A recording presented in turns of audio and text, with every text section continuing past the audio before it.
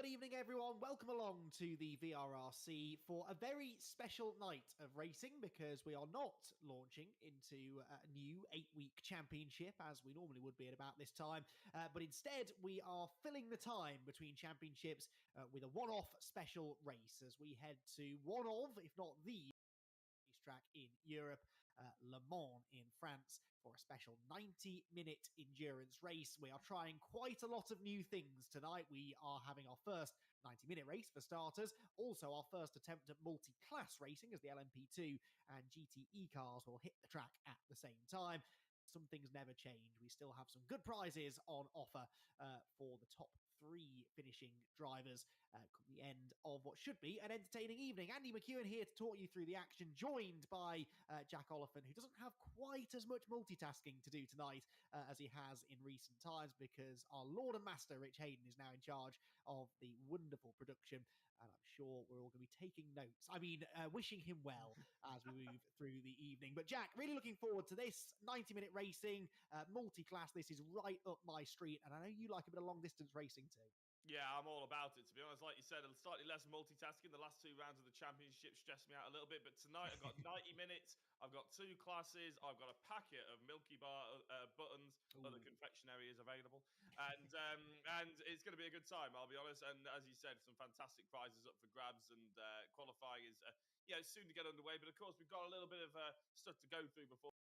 And of course, one of them is to actually talk about what on earth we're doing here, and what is Le Mans, the circuit, and the cars that we're going to be talking about. So the Circuit de la Sarthe is the full name for it, really, but we obviously always just call it Le Mans. In 1923, all the stats are there on the left-hand side, but crucially, Andy, it's an extremely long lap with plenty of overtaking opportunities. It is. It's a real classic, isn't it, really? I mean, 13.6 kilometers. They don't make racetracks like that anymore, do they? You can tell that it's very of its time from 1923 when it first opened. It has changed layout multiple times. Since then, they built the Bugatti circuit, which is the little thing you can see on the left of the map there, which is used for things such as MotoGP. But it is the Circuit de la Sarthe, which is by far the best known, by far the most recognized. And really, the one part of it that everyone knows is the Mulsanne Straight, those 3 long straights. It used to be one huge straight right down the back of the circuit, public roads as well, and only 2-lane roads, so equivalent of a B road essentially here in the UK. And racing cars, prototypes and GT cars will blast down there at speeds these days in excess of 200 miles an hour. It really is a blast from the past. And in the virtual world, perhaps a little safer than it is in the real world. And we're hoping that the quality of racing that we will get tonight will be just as exciting as we're used to. 2 classes of cars. See them down at the bottom right of the screen, LMP2 and GTE. So I am no mechanic. I'm sure there are people watching at home who will be able to tell you even more than we can about these cars. But basically, a prototype and a GT class. The prototypes are the fastest cars. They are lightweight, purpose-built racing cars, lots of aerodynamics, centrally seated, and we're using the same car as well. All of the cars within each class are identical. So we've got the LMP2 car on the left, and on the right, the Aston Martin GTE with its 5.5-litre V8 engine, a bigger engine than the prototype, but producing less horsepower and, of course, a lot of extra weight. But because, Jack, the 2 cars in each class are identical, we should see some really good close racing, particularly in the early stages, as that slipstream takes effect down the back straight. Yeah, we love a bit of a close racing, one make race basically, isn't it, for each particular class, which means that it's really down to the drivers. And I did say in the drivers' briefing, don't be a hero on lap 1, of course. 90 minutes we've got to go. So that's a slightly different maybe mindset than the 20-minute races we're used to here at VRRC. There are a few different drivers here that have tuned in for this particular race that haven't been here before, but fingers crossed those all take a bit of account. And there we go. There is the spotters guide that we've been putting together. One of the new drivers is Case Wilhelms in the LMP2, just by the Lion Barbers Collective stamp on the left-hand side, number 37, the orange and black. New to VRRC, and obviously joining us for the special event. Looking forward to seeing how he gets on. And the split is there. The LMPs on the top and the GTEs on the bottom. Any drivers or liveries there stick out for you, Andy, or anything you're really enjoying? I am enjoying Josh Martin's livery, I have to say. That I'm a sucker for sort of neon pink or yellow flashes on a car. That stands out nicely. And Jack Smith always has a good-looking car, doesn't he? Let's be honest. Our reigning champion here at the VRRC, in fact, double reigning champion from our last couple of touring car championships. He's opted to race in the GTE class for tonight, but there are some quick drivers in both of those classes, so I think we should see some good levels of competition across the two. Right then, almost time to dive into the qualifying action, but before that, let's take a look, shall we, around the famous Circuit de la Sarthe.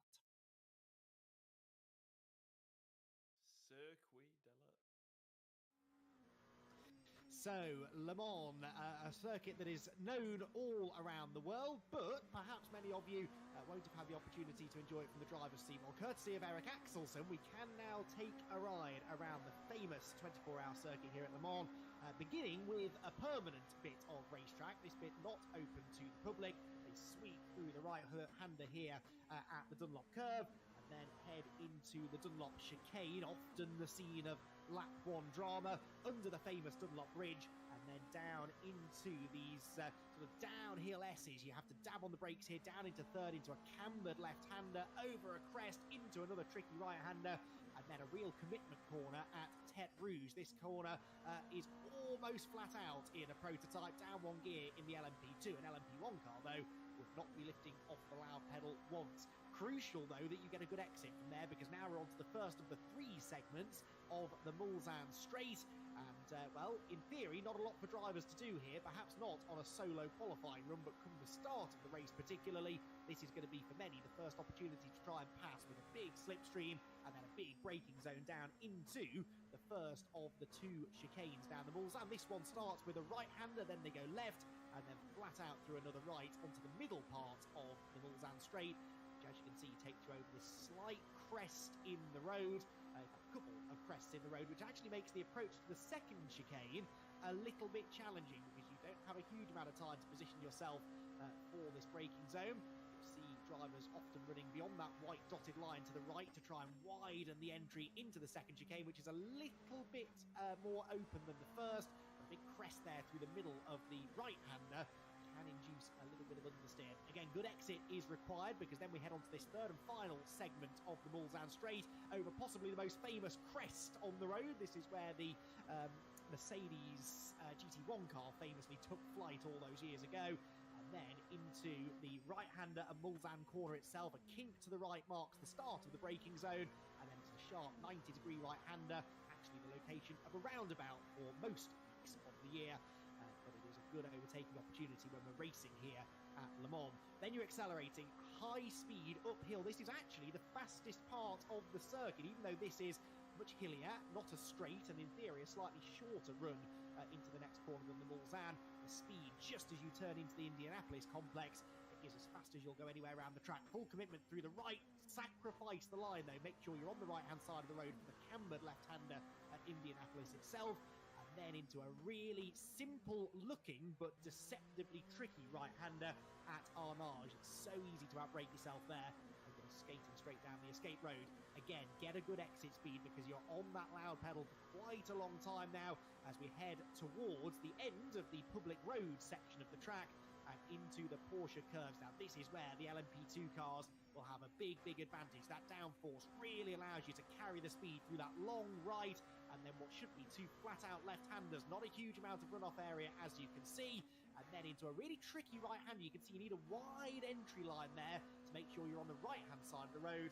The final left-hand part of the Porsche curves. We head past the go-kart circuit, through a flat-out chicane, and into the final couple of corners. You've nailed the previous 13 kilometers of the lap, but so easy to squander a good qualifying effort through these two tricky off-cambered chicanes, the Ford chicane as it is known, before you accelerate out across the line and do it all over again.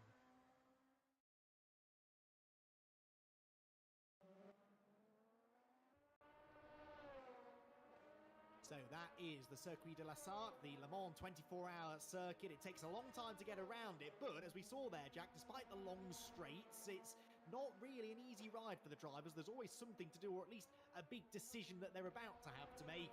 And in qualifying, with only 15 minutes to get the job done, you've got to be on it right from the word go. Absolutely, and to be honest, I was sat here in disbelief, not only at Eric Axelson's ability to get around the track quite so elegantly, but also your ability to commentate, take us through it, to be honest. And that wasn't pre-recorded, ladies and gentlemen. It was live, and he was doing that. That's why you heard my voice, because I thought it was pre-recorded. But yeah, there we go. It does look like a hell of a track. I've driven it only a couple of times on the sim, never driven it in real life. But in the LMPs, it looked frankly terrifying. Especially, it's just the thing I noted is even going through, the straights here, it's just so bumpy. And the LMPs, it must be really hard work, especially if you've got a direct drive wheel. Certainly, yes. And actually, in real life, I'm not sure how well simulated this is in, the sim, but in real life, there is a crown to the road because, of course, for 51 weeks of the year, it is a public highway. And so trucks and coaches and cars are rumbling up and down here 24 hours of the day, and that creates a crown in the road. So actually, if you're in a prototype, the last thing you want to be doing is running down the middle of the road, because the car can very easily bottom out. You can see it bottoming out over some of the bumps there anyway, as Eric Axelsen, welcome return to the track, by the way, to Eric Axelsen, multiple former VRRC champion. But bottoming out is definitely an issue in these prototypes, particularly less so the GT cars.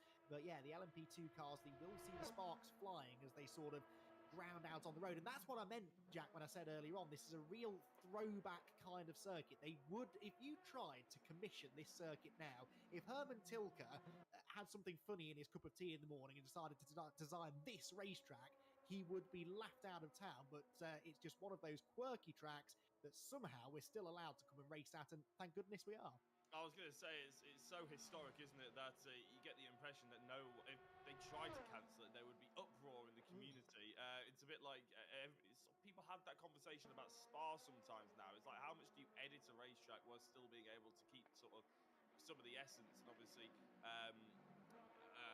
oh my God, I've forgotten the name of the corner.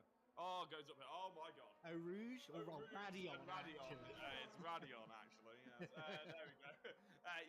Everybody's obviously complaining about that these days for safety, but if you tried to change that for the safer, everybody would be in uproar. And I think that's the balance that obviously people at Le Mans are trying to keep as well, because you want to keep that sort of special feeling when you're driving it, like those special sort of nuances that only this track brings you, whilst also trying to keep it up to date with what some of the best racetracks and safest racetracks in the world. Absolutely, and Le Mans certainly have worked on that over the years, and the permanent bit of racetrack is about as safe as it comes, really. So, it is. It's a fascinating place, a real racetrack of dualities, really, because you have got this permanent bit of racetrack, and then you just head out into the countryside, and all of a sudden you've been transported back several decades in time. But it's a fantastic place to come and race, and a great place to be on your own, clear track, head down, pumping in the qualifying lap times. Oliver Gibson here goes to the top of the times right now, 3 minutes 31.6, half a second quicker than the returning Eric Axelsen, with them really being the only two who have set a representative time, although Joel Lask now proved me wrong and jumps into the third position. A couple of new graphics to point you towards on the left-hand side of the screen. You've got the timing tower as usual. We mentioned the two classes competing tonight. The blue number backgrounds, they are the LMP2 cars. The white number backgrounds are the GTEs. I think there might be one or two more GTEs than LMP2s, but that's a good way to keep an eye on who is leading the two classes. So Jack Smith is currently fastest within GTE. He may only be 7th place overall. right now doing the job within his class. And really, Jack, we should expect nothing less from our double reigning champion. Yeah, he's going to be the class of the field, isn't he? Well, that's what he should be, being a favourite here to win. And with his washing in the background, I'm sure his mum will be pleased to see that he's keeping on top of his home chores. But Fabrizio Torri, not that far away. It's difficult to get a really clean lap here. They have been given an extra 5 minutes just to try and get some representative laps in there. Our new driver, Wilhelms, actually, is currently in the pits. The only driver who is decided to dive in. I haven't seen too many others dive in. We did do a bit of a test run about a week ago with about 3 or 4 drivers. It was mainly LMP2 cars. And Oliver Gibson got onto the pole position on that one. And he was saying that I think he got pole position because nobody else set a representative time. It's that difficult. So Oliver Gibson actually has just gone to the top. Sorry, he's already there, but he's just put a purple sector 1 in. So he's absolutely flying in the LMP category. Whereas, like you said, well, Fabrizio Torri's just gone green in sector 1. Jack Smith's lap is currently not going so well, but everybody else sort of improving behind him, so it could get a bit closer. Yeah, and it is one of those tracks because it's so long. You don't have a lot of opportunities really to set a lap time. If you exceed track limits or make a little mistake somewhere, then you might not get another opportunity to improve. So there is a bit of pressure on here. The flip side of that, of course, being that actually your starting position doesn't matter massively, although I wouldn't be relaxing too much, Jack, in a qualifying session because of the nature of this track. I think particularly within the LMP2 class, it is a lot of long straights. There aren't actually a huge amount of corners per kilometre, if you like, around the racetrack. So if you do qualify towards the back of your grid, it could be pretty easy, I think, to lose touch with your leading group. And I think in the LMP2 class in particular, where there's less that the driver can do really to generate more speed through the corners because the cars are gripping so well anyway. You don't want to lose touch with the leaders. Yes, you've got 90 minutes of racing to be done, but it can become a very lonely 90 minutes if you lose that lead draft almost, because I think the slipstream will play a big part in the prototype class in particular. Yeah, and I think it's quite interesting the way you say, there's not many corners per kilometre, unlike, say, the Nordschleife, yes, which obviously is probably, you said Le Mans may be the most famous, Nordschleife, not Nürburgring, maybe the second most famous circuit, especially for endurance lovers out there. But they pose 2 completely different different set of skills needed, don't they, really? And the Nordschleife is unrelenting. And it's, you can make a mistake every 30 yards, whereas in LMPs, you can make a mistake and then sit there for, 10, 15 seconds going down a straight, lamenting about how you made the mistake. And then all of a sudden you arrive at 3 more corners and you have to be on it again. So, it's sort of different opportunities for different drivers, I suppose. It might suit some more than others. Yeah, absolutely so. It's going to be an interesting one, isn't it? Also going to be interesting to see how our drivers, who are very much used to sprint racing, bear in mind this is largely the same group of drivers who thought a 40-minute race was an endurance race only a few months ago. Going to be interesting to see how they handle a 90-minute race, because we're not having driver changes here. It's just one driver per car. 90 minutes is pretty doable as a stint, it has to be said. Even in the real world, drivers will frequently be in the car for 2.5 or 3 hours at a time, so I'm sure they can manage it. But just psychologically, keeping the brain in gear as you get towards the end of a 90-minute race could be a bit of a challenge for some. Right, here is one of our 2, I think, new drivers that we've got racing with us tonight. We mentioned him earlier on, Case Williams, who we can see from the onboard here is concentrating as he moved his way past one of the GTE Aston Martins, Paul Laramie, I think that was.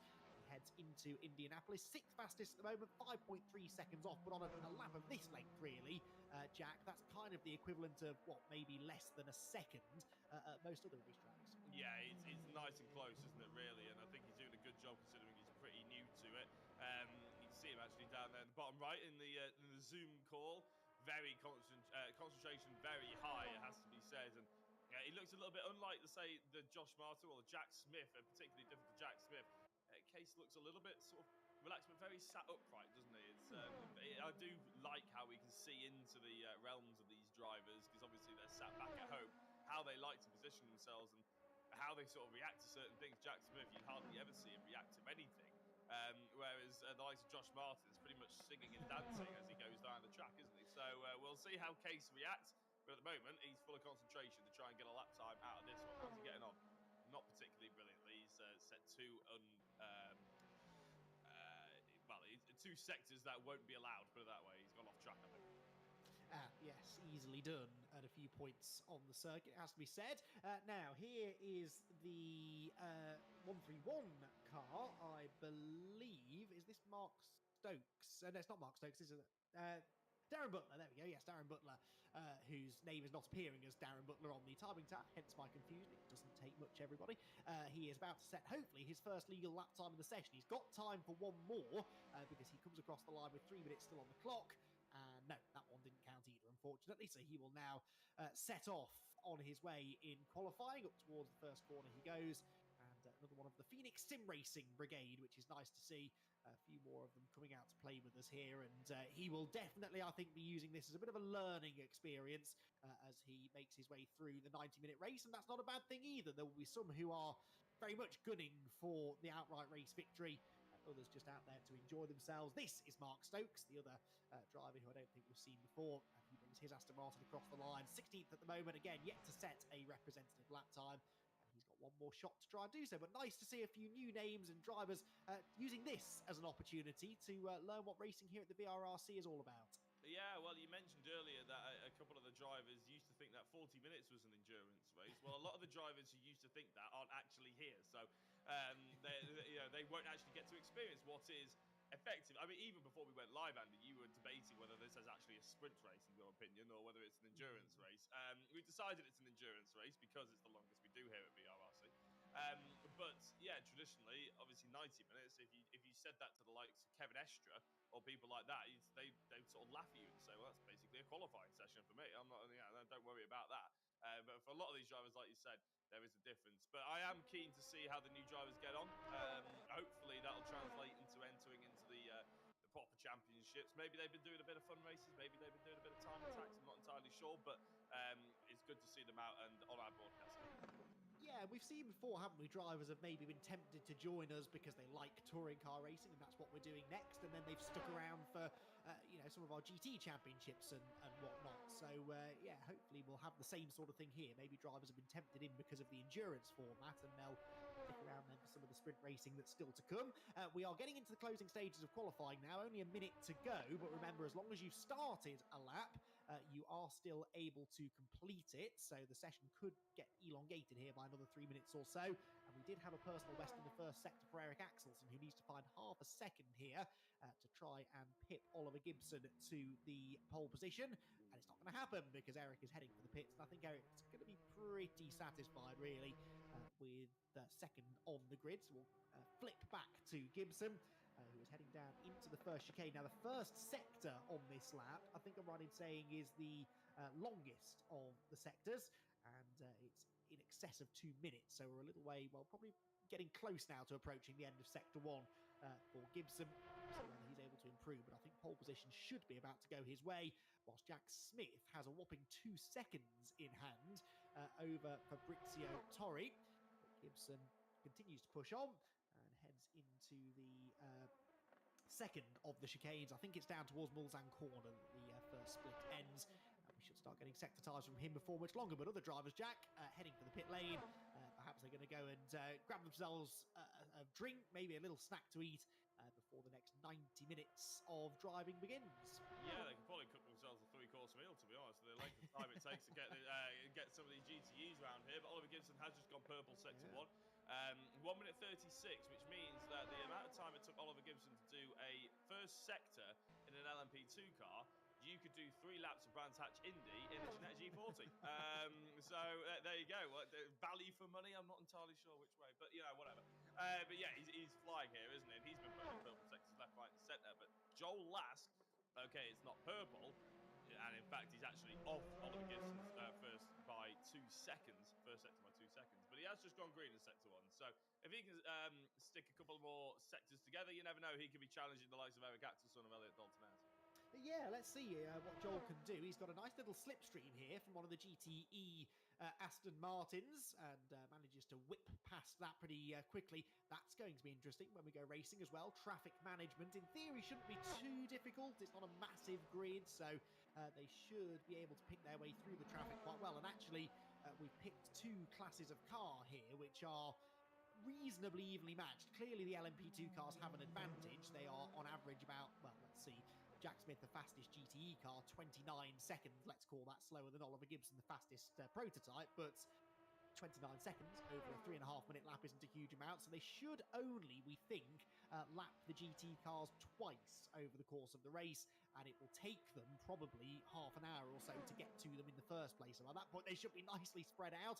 Joel Lask very sideways going into the Porsche curves. That's not ideally the best way to attack that particular corner, but his second sector is going to be ending very soon, and we'll see whether or not he's able to improve at least upon 4th place. What we should probably mention, Andy, is a little bit of the sort of unique rules that are going to be bringing in for the endurance race, considering we don't have to do pit stops or anything in the championships. Now, I believe there is a mandatory pit stop, but I believe they were going to have to pit anyway, maybe just about, but it is mandatory, I believe. There are a variety of tyres, hence the S and the double S next to their names and next to their times on the left-hand side of your screen, but they can just continuously use the same tyres they want. They don't have to use multiple, they don't have to use hards and softs, they can just use softs to come into pits, put softs on again and all that sort of thing. So, but obviously it depends on how long the tyres may last and everything like that, how well they can stretch all that out. So there is a little bit more tactics going in here and a few unique rules as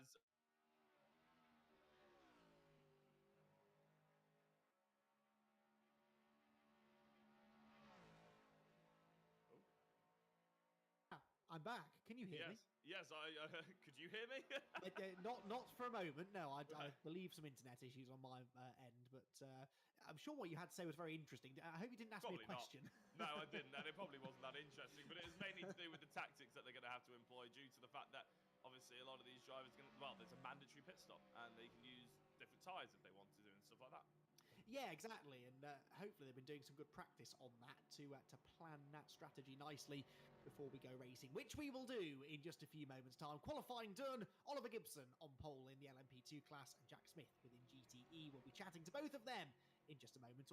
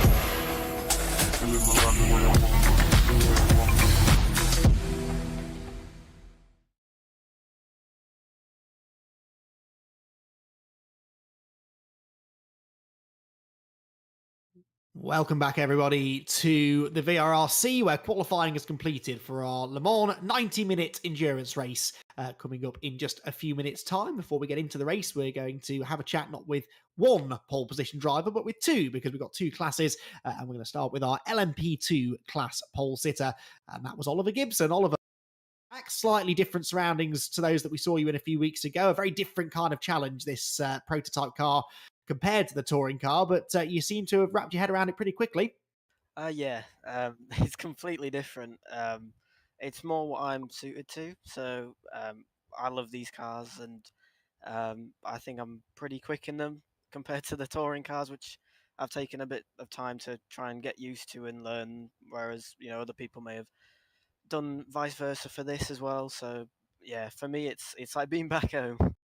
That's interesting then, because we don't really get the chance here at the VRRC to race high downforce, lightweight, single seaters or prototypes very much. So this sounds like it's very much where your sim racing background lies. Yeah, I was doing F1 and stuff like that before VRC, so these cars are just right on the money for what I like. Super light, amazing downforce. I mean, compared to the touring cars, obviously touring cars are probably the most fun cars I've driven, but these are just, I don't know, they're just so fun to put laps in and go as fast as you can around the track. Which you did pretty effectively in qualifying. Fastest lap time set. Doesn't count for a huge amount, but some nice bragging rights, if nothing else. Are you expecting there to be a bit more of a challenge when we go racing, though? The top three covered by a second, it certainly does suggest we'll have a pretty close battle. Yeah, I wouldn't like that, but no, for the stream it'll look good, and yeah, it's quite crazy to be honest. With I mean, 3 of us within a second at Le Mans is over a 3-minute 30 lap is incredible to me. So yeah, I don't know what to expect to be honest. I thought I knew what to expect for quali, but that changed. So for the race, I have no clue. I said in the last series at Barcelona, I'm just gonna get my head down and drive. That seemed to work, but no, it's gonna be tricky with those GTs, and obviously everyone behind me is so quick, so it's gonna be quite a challenge. But I'll give it my best. We never doubted you for a second, Oliver. Best of luck for the race. Congrats on the pole position, and yeah, enjoy the next 90 minutes or so. Thank you. So Oliver Gibson will lead the field to the start of the race, but in the GTE pack, well, it's his DK Power teammate Jack Smith who's going to have the class pole position, and he is now catching up with Jack Oliphant. Yes, Oliver Gibson's brother, Jack Smith. What is it like to qualify only in 8th position? It's weird being in pole, so yeah, but no, it was good. It was a really good lap. I managed to nail it, apart from the last sector, which could have had a little bit more time in it. But yeah, I mean, I'm the only person in the 3, so I must be doing something right. I was going to say, you do seem to be rather quick in that Aston, don't you? Is it? We've heard about Oliver liking the LMPs. What is it like for you? Do you prefer that high downforce, yet for some reason chose the GTE, or do you prefer that touring car feel and slightly more mechanical grip? I'll be honest. I did test the LMP and I was fast in it, but I felt like it would get a bit boring, so I drove the GTE instead. It's a bit more lively. It slides around a bit more, and there's a little bit more to do during the race. So that's why I went GTE. But yeah, I was surprised that none of the other guys went for GTE as well, considering we just come out of touring cars. I thought it'd be more suited to them, but yeah, it's most of the top guys in touring cars have gone LMP. But that grid looks proper stacked as well, and I think Fabrizio in the GTs is looking quite quick as well. I noticed everyone's on the mediums as well, which is going to be interesting to see how that plays out. I found hards are probably the best tyre for this race, so we'll see how that works. But yeah. Well, Paul Laramie is also on the hards, and I have to say that was the most undercarded flex I've ever heard, in saying the LMPs are too boring because you're too good at them, so I'll go to the GTEs where it's harder. But it's going to be entertaining, Jack. I'm looking forward to seeing how you get on with potentially catching up to some of the LMPs as well, and obviously fighting with the likes of Fabrizio and Paul Laramie and the rest of them. Good luck for the race, and you never know, we'll be speaking to you afterwards. Yeah, cool. Thanks, Jack. Jack Smith for you, Andy, there. It was nice to speak to the two brothers, actually. Minutes before we go into the race, but it's an opportunity to very quickly talk about our fun races, time attacks, and everything else that's going on. Obviously, the Mount Panorama Bathurst, I'll be there in a couple of weeks actually, is the location for the fun race. Unfortunately, Tom is not racing in these V8s, but it's certainly an ambition of his. He'll be in TCRs. But anyway, that is the fun race on Sunday, 8 p.m, 22nd of October. Not only that, we have the time attacks as well. Obviously, time join onto the server anytime. Go around Magny Cores in a Renault Sport Clio. It's not a Clio, is it? A Megane? Yeah, it's a Megane, isn't it? I just said the Clio, but completely forgot that it's a Megane on there. 16th of October runs for 2 weeks, and you can win cash prizes if you are a paying member. But if you're not a member, you can still go on there and see how you compare yourself to the rest of the field. And that's for the Fun Cups and the Time Attacks, Andy, but we've got championships to talk about as well. Jack, yes, we have. We've got the 2 championships coming up in the very near future. In fact, they're going to be running concurrently. Rear-wheel drive GT4 racing in the shape of the Porsche Cayman Cup. That's the headline act, really, taking place largely across British circuits with 2 little mid-season holidays, one to Vallelunga in Italy and the other to the circuit Paul Ricard in France. And that will all be kicking off on the 1st of November. Later start time than we're used to. All reasons for that will become clear in a moment. As ever, some great prizes on offer if you can finish anywhere in the top 5 in that championship. So if you want to get your hands on some real top-class sim racing equipment, then get yourself over and into the Discord and sign yourself up for what should be an exciting championship in the Porsche Caymans. Running alongside them concurrently the Renault Clios, and we'll perhaps have more of that in the later on in the broadcast, but that will be taking place alongside the Porsche Cayman Cup, 2 championships taking place on the same evening. So let's get on then, shall we, to, again, in a way, 2 races happening at the same time. And, well, would you look at that, Jack? It wouldn't be an endurance race at Le Mans if we didn't race in the dark. It is 1 o'clock p.m. That says, I suspect this is actually more 1 o'clock in the morning.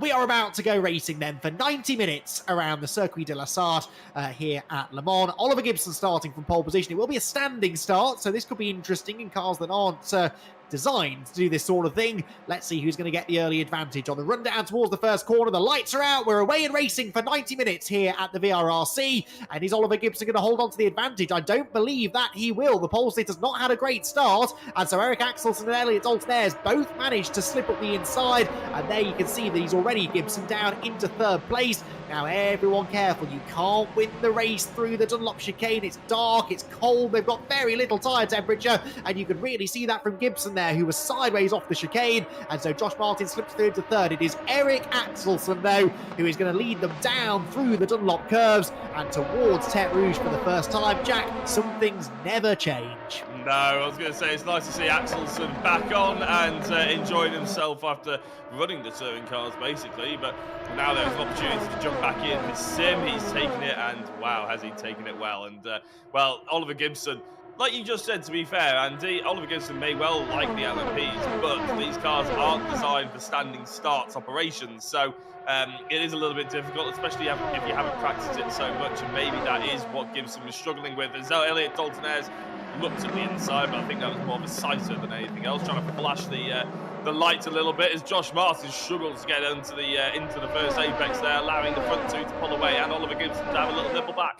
Yeah, your exit speed from these chicanes so much more important than your entry speed, and you saw that there. Martin arrived with a real head of steam, but then he was slow off the chicane, and so here comes Gibson as he now starts to try and fight his way back to the front. He should be able to draft past, but of course, once he pulls out of the slipstream, he faces that wall of air and goes a bit slower. Meanwhile, ahead of them, we have our 3rd lead change, and we're not even halfway around the first lap. That was Elliot Dalton-Ayres now, getting up past Eric Axelsen. So whilst Oliver Gibson did get the better of Josh Martin, Elliot Dalton-Ayres went to the lead, and this, Jack, is exactly the kind of to and fro slipstreaming action I expected at the early stages from the prototypes. Yeah, I thought Josh Martin was about to bump at the backside of Oliver Gibson there. Is he trying to push him towards the front 2? I'm not entirely sure, but as they hit the brakes now to go into a slightly more complicated area of the track, it's opportunity for Martin as Gibson goes a little bit wide. Dalton-Ayres and Axelsen still battling out in the GTEs.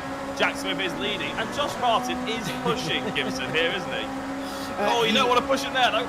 Oh, no, that's not a good place to be making contact, but you can see why, because they're side by side again for the race lead, and if these 2 work together, they'll be right back with them in no time. Axelsen and Dalton-Ayres absolutely level as they go into Indianapolis. You can't go side by side through there, and the wisdom of Eric Axelsen that we've seen time and again in the past prevails. Backs out, he allows Elliot Dalton-Ayres to go through, and so Elliot Dalton-Ayres back to the front of the field, but that has now punched them all back together. Joel Lask is not far behind this group either, so really it's a 5-car breakaway as they exit Arnage for the first time and make their way uphill towards the Porsche curves. Yeah, Wilhelms and Carroll are a little bit further back, aren't they, but having their own battle as it stands. But you're right, the top 5 really getting in at each other, not worrying that there's a 90 minutes endurance. I did the driver's briefing earlier, Andy, and I won't repeat exactly what I said, but I basically said be sensible on the first lap because, you know, it's 90 minutes and it's a long lap and there's no safety cars tonight either because Rich Hayden is doing the broadcast, which means we didn't have any opportunity for a safety car. So if everybody crashed in the first lap, that would have been it. They would have just had to do it with damage and do it spread out and everything like that. And obviously, I said, for me and Andy's sake, that's just boring to watch. So please don't do that. When Jack Smith is dominant in the GTE, did we expect anything less? He's pulled a second and a half away from Fabrizio Torri. Nelson Abverhosa is in 10th position as well. A good chunk of time ahead of Paul Laramie. And Paul Laramie is an interesting one because he's on the hard tyres along with Jack Smith. And as I said, actually, I missed this one earlier. I think Chris Blakey changed to the hards as well. Yeah, that's interesting, actually. Tyre choice as the pit window opens at the completion of the first lap for the prototypes. Tyre choice, an interesting one, because it's not a circuit that's known for particularly high tyre wear, so I would have been tempted, definitely, to go with the softest compound that you thought you'd get away with. The majority of the prototypes have gone for the mediums, though. Joel Lask is on the soft, so it'll be interesting to see how those soft tyres last, and then, like you said, hard tyres for Jack Smith, but they've certainly not slowed him down on that opening lap as he completes lap 1, 2 seconds nearly clear of Torri in second within GTE. He's on the medium, so is Aprinosa, with hard tyres then for Laramie and Blakey behind, and John Jones as well. So a real mixed bag of tyre compounds. All three compounds were available to all of the drivers. All three of them are being used somewhere up and down the order. Down at the first chicane on the Mulsanne straight, though, we've got our top three battling away. Eric Axelsen sliding around there through the chicane as he tries to stay with Elliot Dalton-Ayres. Behind them, they've got the fast approaching Oliver Gibson. These were the three fastest drivers in qualifying, but not, Jack, in the order in which they started the race. No, and that's what we love, isn't it, really? Is the opportunity that there's a lot of slipstream. And there we go, there's Eric Axelsen. Now, that's interesting, in my opinion, because we went live to his Zoom call at the beginning of qualifying, when we joined qualifying anyway, and down the straight, he was looking very relaxed. He was just holding it with a finger and thumb, his wheel, while he was getting a drink with his right hand or something. But now, look at the concentration on his face. Look at the way he's gripping the wheel. He's absolutely determined to try and make something of the slipstream here on Elliot Dalton-Ayres. The hurdle down towards the end of these big, long straights. There's an overtaking opportunity, which Eric Axelsen has taken. And look at the closing speed of Oliver Gibson. Went far too hot into the corner. Found an Elliot Dalton-Ayres shaped car right on the apex and had to dive out of it. Well, this is the thing, you see. A lot of them will have done a lot of practice, but often on their own, because it's a big track. Even if other people are in the server at the same time as you, they probably won't be anywhere near you on the racetrack. So they maybe haven't arrived down at Mulsanne Corner with a big slipstream like that. Of course, it's night time as well. That means the engines are producing a bit more power. And so that's probably the fastest that Oliver Gibson has arrived into that braking zone at any time before. Bit of dirty air maybe from running behind the car in front as well. And that just led to a little bit of a mistake there from Gibson. He did manage to get the car under control, but Eric Axelsen, now that he's hit the front once more, has immediately started to pull the pin and try to pull away. He's a second clear nearly as they head to the Porsche curves, and this really is the part of the track now, Jack, where drivers can make a bit of a difference. They can try to break away from the group of cars behind, because you've got some actual corners to sink your teeth into from here, really, until you rejoin the Mulsanne straight in about a minute's time. I haven't done much LMP running before, Andy. I don't know if you have on various sim races or anything before. But I don't know, through the Porsche curves in an LMP car, is there a lot of wash to be dealt with? I'm guessing there is. I'm guessing you don't have as much air if you're following the cars ahead. So surely it's a bit difficult for the likes of Dalton-Ayres and Gibson right now to follow Axelsen in such close pursuit. You'd think that, although the gap came down by half a second. Yes, it did. Yeah, that's why I was questioning. My tone was questioning, because I was like, what I'm saying is correct, and yet it's not working. Yeah, I mean, in theory, you're absolutely right. I am the first to admit, despite commentating on a lot of championships that take place on Assetto Corsa, I haven't driven a lot in Assetto Corsa before. I'm a bit more of an iRacing boy myself, and certainly there, yes, I know. Rich Hayden about to eject me, I think, from the from the broadcast booth. Yes, in there, certainly, these kind of cars would produce a lot of dirty air. In real life, they would as well. Perhaps in this sim that's dialed down. Perhaps it's just Elliot Dalton-Ayres really starting to wring the neck of his car now, and therefore able to catch Axelsen. I don't know, but yeah, in theory, that's the part of the circuit where you should find it the hardest to follow close behind somebody else, but certainly didn't seem to be slowing down Dalton-Ayres too much on that particular occasion. He's in the slipstream now as well, but as he tries to attack for the lead, he's also having to defend second place because Oliver Gibson has closed right back in. The top three cars covered by half a second, and we are nearly 10 minutes into the race. But right now, this doesn't feel very endurance racy, does it? These three are racing as if it's one of our usual 20-minute sprints. Yeah, which I'm a fan of, to be honest. I'm here for it. If they can keep this up for the next hour and 20 minutes, I'll be, to be honest, completely shocked, but very impressed at the same time. One last thing that's, well, there's a few things that are unique about this race that maybe you won't have seen before. I don't think we're going to have change in weather. I don't think we're going to have rain up here because I think there's enough for the driver to think about. But what we're going to be doing is we're going to go through a full 24-hour cycle in the 90-minute race. So it's dark at the moment, but you might think, oh, that sky's got a little bit more pink since we started. Well, the sun will rise, the sun will set again over the case of the 90 minutes. So ignore the 1:09 p.m. at the top right. That's not true at all. That's just server time, but actually the weather will be accelerated. So there's quite a lot to think about. Like you said, in the cold conditions at night time, the engines will run a bit nicer, but the grip will be slightly lower. Whereas when we go into the daytime, when we hit 1 o'clock, 2 o'clock on the in-game cycle, we'll have a lot more grip. The engines will run slightly hotter. It's going to be one of those. There's a lot to think about. Well, interesting actually, you say that, but of course the fastest qualifying times at Le Mans tend to happen in the final qualifying session, which usually finishes at around midnight, because the cooler the track is, in some ways, the more grip you get, until of course you get to a point where it's really cold.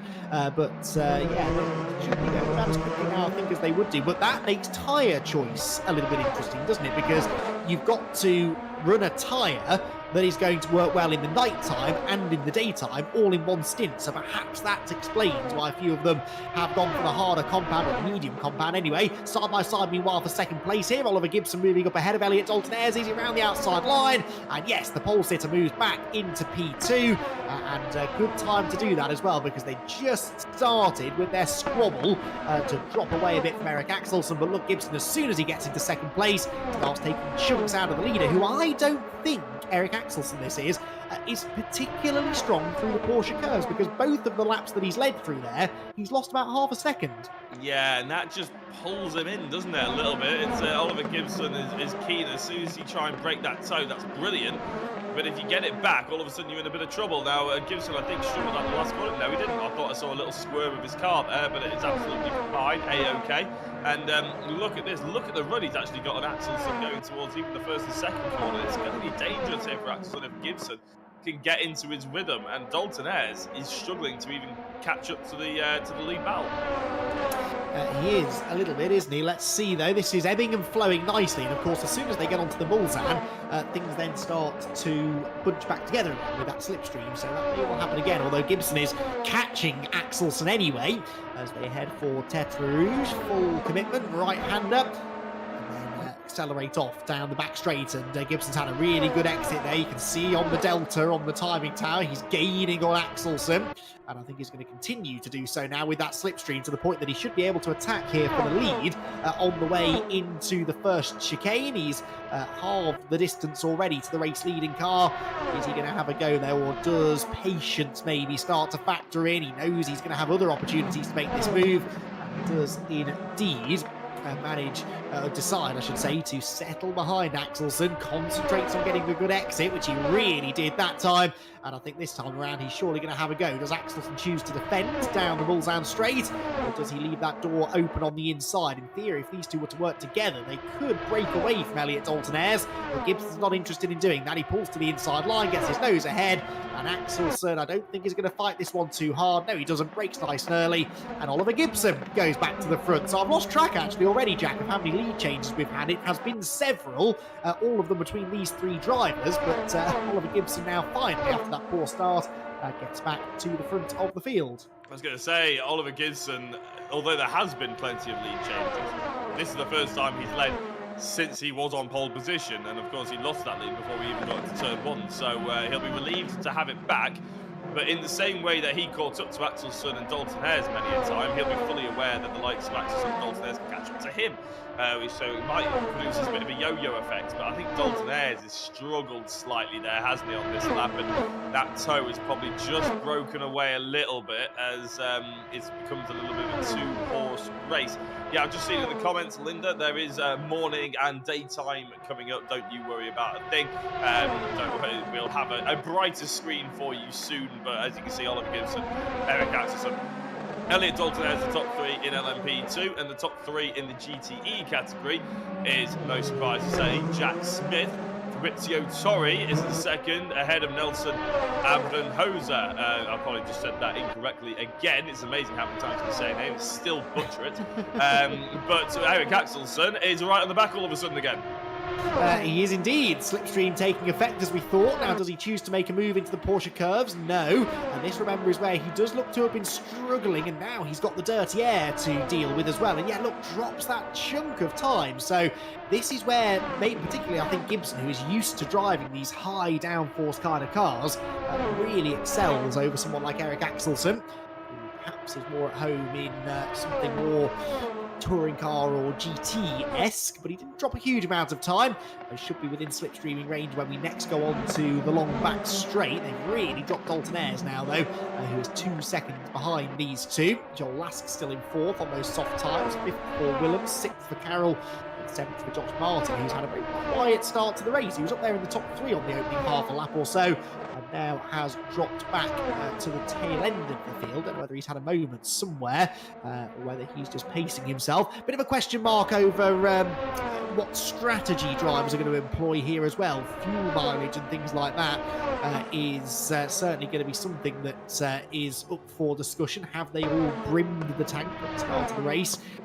While some of them going for a slightly lighter car in the early stages in order to save a bit of time early, but then of course they're going to have to pit a little bit earlier than the rest as well. Lots to play out over the next hour and a quarter, because we are 15 minutes in, and is that just now the first faint sight of some daylight starting to appear over on the horizon? I wonder if it is. We're about to head into my personal favourite time in any endurance race, and that is sunrise. But of course, with that comes some extra challenges, particularly visibility related. I was just about to say that, you know, because it depends on where the sun rises and sets. And if I'd watched more of Le Mans, I'd probably be able to tell you that the sun rises behind the drivers as they go down the straight, or in front of them. But at some point, you're gonna get the sun in your eyes, aren't you, Andy? And that's always difficult, because even though it's not in real life, that still is a problem when you're becoming depending on how good your graphics are set up, basically, it can be really difficult to see through the sunlight. And I remember driving around Donington once, and it was lovely. It was a very picturesque sounding day. I was in the lead, and the sun was setting on a Sunday of Donington Park at the final race of the season. Everything was luscious, apart from the fact, as soon as you went down into the first corner or into the last chicane or Melbourne Loop, you couldn't see a thing. There was absolutely, the sun was straight in your eyes. You could not see the track at all, and it is very, very difficult to be able to sort of find your breaking point when you're blinded constantly. So fingers crossed it won't be that powerful in the sim, but again, it is another challenge. An excuse delivered like a true racing I driver. won the race. You were commentating on it. It wasn't the one where you got lost then, right? Okay. No, it wasn't that one. That was the one before. Funny how I only remember one of those races, isn't it? It wasn't the one you just. just described. No, you're absolutely right there. Visibility, it really is a challenge, and it's something that we don't realise necessarily from watching on the outside. I was looking through the YouTube comments a moment ago, and I saw that Linda was saying, oh, she's finding it hard to watch in the dark. Well, imagine being in the cockpit of the cars. You really can't see an awful lot. Yes, you've got headlights in both of these classes, but if you're Oliver Gibson leading the race, or Eric Axelsen here in second place, you can see the visibility isn't all that great, particularly for the leader, because ahead of Oliver Gibson is just darkness, and the headlights piercing through that darkness will illuminate only so much, and in his mirrors he's got nothing but the headlight glow from Eric Axelsen behind him. So visibility in endurance racing is certainly a challenge. One of the advantages you have in sim racing over the real thing is that you at least don't have all of the dead bugs and the oil and the dirt and the rubber debris that gets sort of smeared across your windscreen. That can really be a challenge as the sun begins to rise or indeed set at the end of the evening. content with that here tonight. But yeah, certainly adds to the ambiance, doesn't it, of the racing, but certainly adds to the challenge as well. As they head through the Ford chicane, meanwhile, I spied up in the distance, I think, some red tail lights, and they weren't heading for Spain. They were heading for the Dunlop S's, and I think they belonged to our the tail enders in the GTE class. So a bit of lapped traffic to be dealt with, probably before the end of this next lap. Yeah, it's how long has it taken them then? About 20 minutes to sort of have to think about that a little bit. Which, there's quite a long way to go still, an hour and 10 minutes. It's probably Stokes, isn't it, who's running at the rear end of the field of the GTEs. Now, I don't think Stokes has had a particularly enjoyable afternoon of it so far. Where is he? He's 21 seconds or so back. The last lap that he did, I think, was about 10 seconds off John Jones' lap. No, 13 seconds off John Jones' lap. So maybe having a few issues. He's had a lot of off laps as well. Off tracks in the previous lap. So yeah, struggling a little bit. There is an amount of times they're allowed off the track before they start getting penalties handed to them as well. And I had all my days. My Discord has just decided to not help me whatsoever. There we go. And I'm just having a look at it. I think they're allowed 4 off tracks. Yeah, 4 warnings. So if you go off track, you get a warning, and then all of a sudden you start to get 5-second penalties added onto your time if you go above those 4 track cuts. So it's down to the game. It's not a human decision. It's if the game decides you cut the corner, that's the decision. A couple of drivers maybe are going to be struggling a little bit with that. That is exactly how track limits should be enforced. Yes. We will not get into that debate at this exact moment, although we do still have an hour and 10 minutes to fill, so let's wait and see where the conversation takes us as we get deeper into the race, because things are finally starting to calm down a little bit at the front now. Oliver Gibson, 2 seconds nearly now ahead of Eric Axelsen, so he's starting to break away, and that means that slipstream is no longer a factor, really, in that battle. Elliot Dalton-Ayres 6 seconds further back, then it's Joel Lask, then it is Case Willems in 5th position, Andy Carroll 6th, and Josh Martin 7th. Jack Smith, meanwhile, oh, look at that. So Rich Hayden reading my mind, leads in GTE by 8.6 seconds. And he is just doing exactly what we expect from Jack Smith, really. He's got his head down out in front, and he is driving away. But you can see, even within the first few moments of cutting to a GTE car here, Jack, just how different these things are to drive. The prototype's glued to the ground, very stiffly sprung, sparks flying from underneath the car as it sort of grinds out on the curbs and the tarmac. The GTE car, though, bouncing and wallowing its way through that Ford chicane. It looks, for me, I have to say, a lot more fun to drive. This is the kind of car that I would prefer to be pedaling if I were out there on track. Jack Smith clearly agrees with me, because it's much more in the driver's hand. You're sliding the car through the corners. You've got to be really careful on the brakes, really careful on the throttle, smooth with your steering inputs. It's a real skill, actually, to be able to drive a big, heavy V8-powered GT car this well. I was going to say, it looks fat, doesn't it? That's the sort of most appropriate term I could come up with while you were talking about it then. It looks like it's sort of overweight and wallowing around, doesn't it? Whereas actually, if you stuck it next to a touring car or anything like that, it would look very planted indeed. But compared to the LMPs, like you said, we're so used to them not moving whatsoever and be so stiffly spun that you're right. These GTEs do look a little bit more of a handful. But I think that's, like you said, a little bit more entertaining for me. And when we were talking to Jack Smith, he agreed as well. He was very much the opinion that the LMPs, I took the mick a bit, but he said the LMPs were just a bit, I'd probably say clinical is what he was going for, and whereas the GTEs seemed a little bit more of a handful, a little bit more entertaining, so that's what he's gone for, and currently 9 seconds in the lead of this particular race. Hopefully he enjoys the next hour and 8 minutes of hot lapping in the GTEs. He'll have to worry about the LMPs probably in about 20 minutes time, and he's going to have probably pretty good fun maybe battling with 1 or 2 of them while trying to stay under the radar a little bit, because of course he's not actually allowed to do that. No, exactly, but that can, that can still turn a race around for both him and for the prototypes, actually. And in fact, we just saw Eric Axelsen lose a big chunk of time. I think that's because he's in traffic. I think they have caught the bulk of the GTE field now of our leading prototypes. And if you catch a GTE car through a sequence of corners like the Porsche Curves or the Dunlop S's, or even just one of the chicanes down the Mulsanne Straight, they can't physically disappear. They have to go through the corners, and that means that the P2 cars have to exercise a bit of patience and just sort of sit behind them. But because the cornering speeds of the prototypes are so much higher than the GTE cars, they lose a huge chunk of time from sitting behind them. So that can really mess things up. Got a good little battle going on though here, haven't we? Towards the back, admittedly, but it is Darren Butler here who runs 1, 2, 3, 4, 5, 6th within GTE. He's got John Jones not far behind him, and Alok Iyengar in 15th place. Bit surprised Alok hasn't gone for the prototype, actually, coming from a real-world single-seater racing background, as he does, but he's trying his hand at the Aston Martin, and these three are actually the three closest cars on track right now, fighting for position. I'm going off the top of my head here now with Alok, but I think it's Formula 1000 or something that he drives. So there's not exactly much downforce, is there? It's more mechanical grip.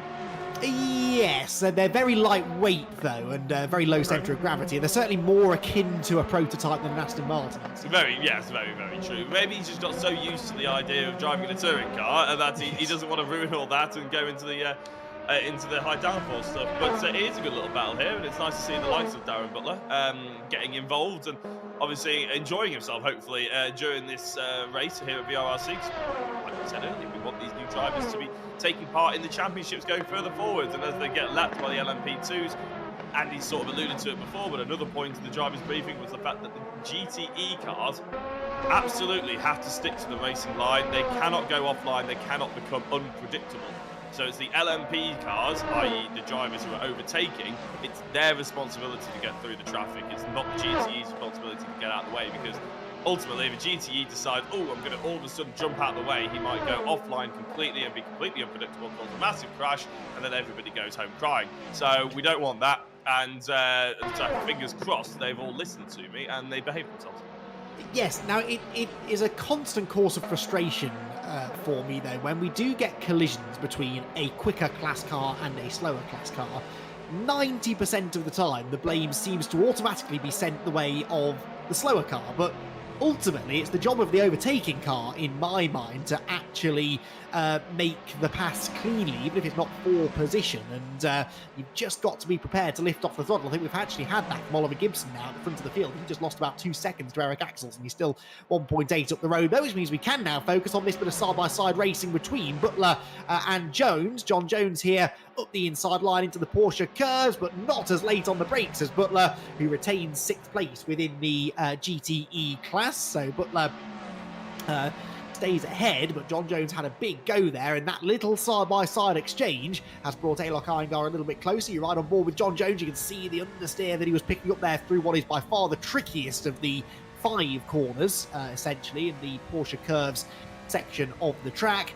They accelerate now down towards the Ford chicane. They've all been lapped by the prototype field, one of whom, Jack, is pitting. Now, that is Case Williams. Case Williams is in. Now, he was on the... Oh, was he on the medium tyre? I forget now, but that does seem early for a pit stop. Yes, it does. And I'm seeing if my timing screen can help out at all, but I don't think it's going to. I think he was on the medium tyres. And, of course, it's mediums or softs for the LMPs, whereas I think it's the hards or the mediums for the GTEs, really. They're the preference.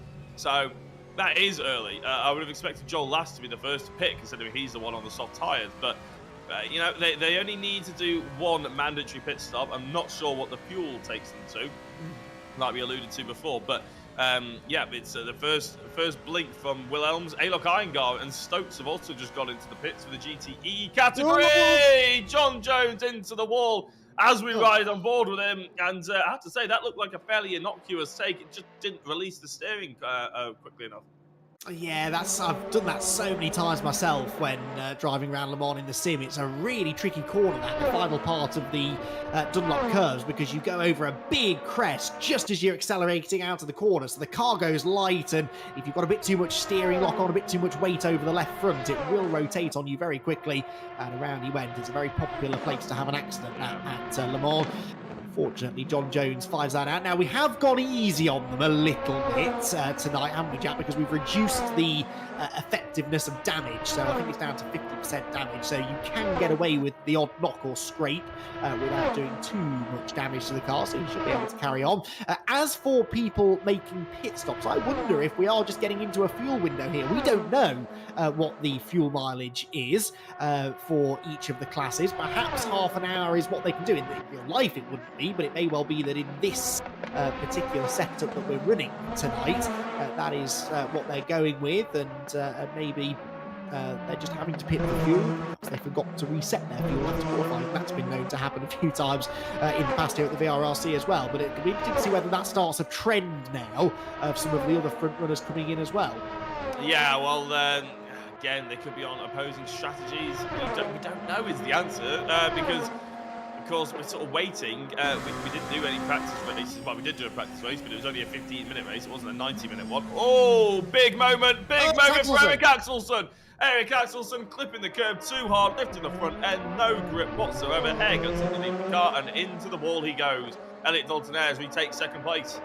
And that's the bit of the track Axelsen's been struggling at, isn't it? I think he just tried to push a little bit too hard, just nibbled that curve, like you said, a bit too hard on the inside, maybe trying to copy what Oliver Gibson was doing. But it's very easy, actually, to turn in too early or too late into that first bit of the Porsche curves, because it's a long corner uphill as well, so you generate a bit more grip than you're expecting, and sometimes if you turn in a bit too early, the car grips up and then you end up riding that curve on the inside. But anyway, he's largely got away with that, doesn't feel the need to pit for repairs, which is a good sign, and he's only lost one place, so Elliot Dalton-Ayres moves ahead, but as you can see, he's not that far ahead of Axelsen, who's now only 4 seconds clear of Joel Lask. Shame, because it means that Oliver Gibson's now got 8 seconds of an advantage. Not a shame for Gibson, of course, but a shame for us, because it looked as though Axelsen was going to take the fight to Gibson, but we still have an hour to go, so he may well still find a way to the front. Eric is, after all, still only 10 seconds off the lead. Well, that and Gibson may well do exactly the same as what Axelsen just did. Yeah. Or what John Jones did earlier. And I actually watched a replay of John Jones's. I watched a YouTube feed on replay. And I did feel sorry for him. It was a little bit hard work for him. I mean, it just looked like the car. There was a little bit of a lift. I don't think there was much he could have done, because if he straightened up the wheel, he would have gone into the wall to the left. If he kept it as it was, obviously he then goes into the wall on the right. It's very delicate sort of situation with the pedals, and it can all happen far too quickly. So yeah, unfortunately that for John Jones. Here is Chris Blakey, and you can see him on the bottom right hand side of your screen actually as well. Chris Blakey, not normally having the Zoom call on, but nice to see how he's getting on. Obviously not bad really, sort of in that mid pack, isn't he, at the moment, Andy, and trying to chase down Paul Laramie, one of the closer battles we've actually got on circuit. Yeah, nice to see Chris on the Zoom call, like you said, for the first time, I think, sporting a very snazzy pair of sim racing gloves. Are you a glove wearer when you do your sim racing, Jack? I know that this splits opinion sometimes. I've always felt that it's necessary to wear gloves, particularly if you're driving for a long period of time. Well, this is it. When I got, so I used to have a Logitech G29 style thing, and I didn't really think it was necessary then. However, I then got a Fanatec, and obviously had the Alcantara grips on. And I didn't, although I had racing gloves, obviously, I didn't really wear them, because I thought, I don't know why people do that. It's just, blowing everything out of proportion. You don't need to do that. Blah, blah, blah, blah, blah. And of course, within, I don't know, a couple of hours, I've ruined the Alcantara, but with all the sweat on my hands and all the oils and all the, chocolate and stuff that I probably had in my hands and all that sort of thing. So, unfortunately, my Alcantara is now sort of doesn't really feel very nice. So, whereas the gloves apparently stopped that. Rich, whenever we take the sims to like the NEC or any events or anything, Rich is very adamant. He's religious about everybody has to wear gloves when they jump on. And I think that is to preserve the wheels.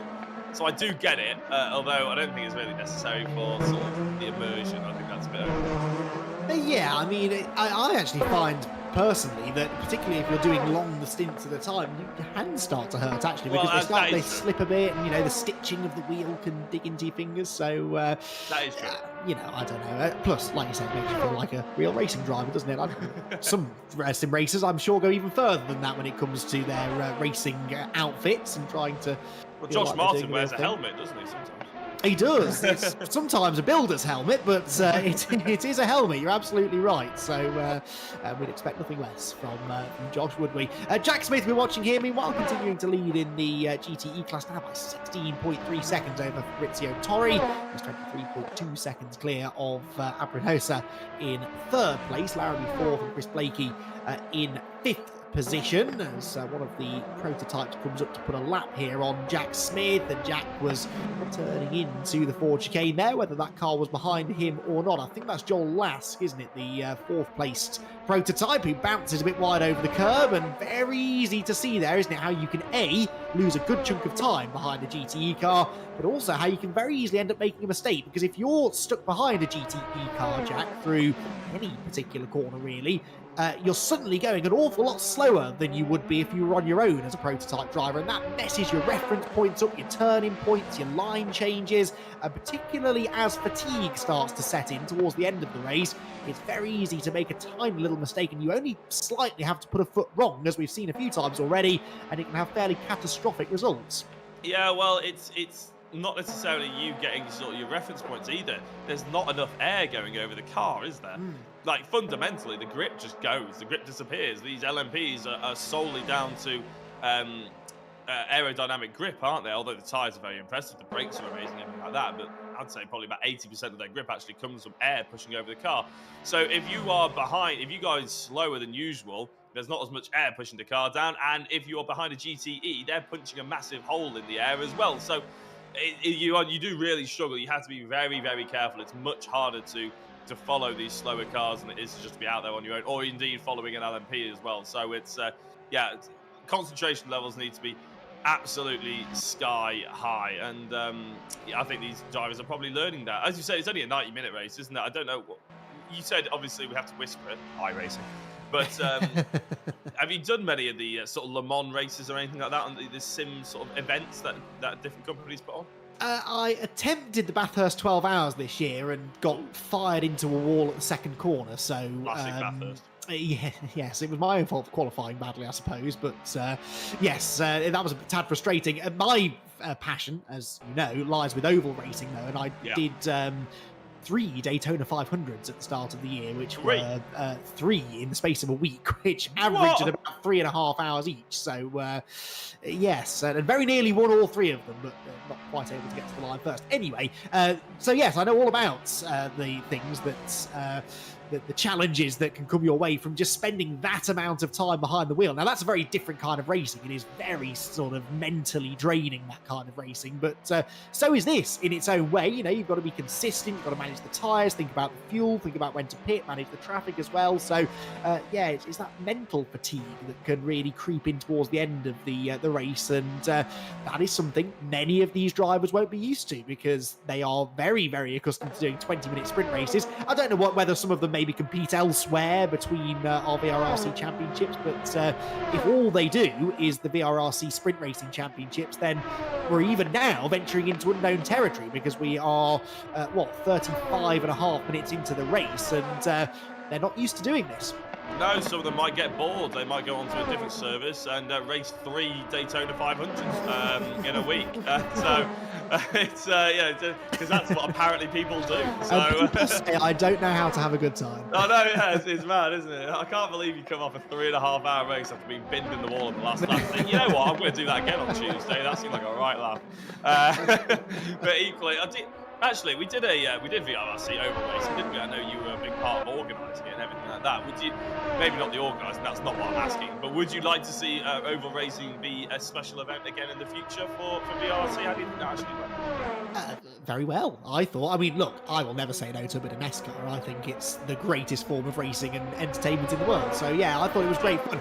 And the drivers really enjoyed it, because again, it's something different. And that's what's nice about this race. It's something completely out of the ordinary. We've not done this before, and that novelty sort of, it attracts drivers in to give it a go. And a lot of drivers who did the NASCAR little mini-series that we did went into it expecting it to be rubbish. They thought it was going to be boring. You just turn left, you just drive around in circles, there's going to be no overtaking. And of course, they very quickly realised, actually, it's some of the most fun racing they've ever had here at the VRRC. Very different kind of thing that we're getting here tonight. But I hope that this maybe opens some eyes and maybe, persuades people that there is something to be enjoyed about long distance racing. Because look, here we are, nearly 40 minutes into the race, and we still have some really good battles going on. This one for second place starting to reignite again. So just because it's a long race doesn't mean it's going to be dull and uneventful. And just because you're racing on an oval doesn't mean it's going to be dull and uneventful either. So yeah, I'm all here for it. I'm happy to help organise it. We just need to get some drivers on the grid, and yeah, let's get some NASCAR back on the channel.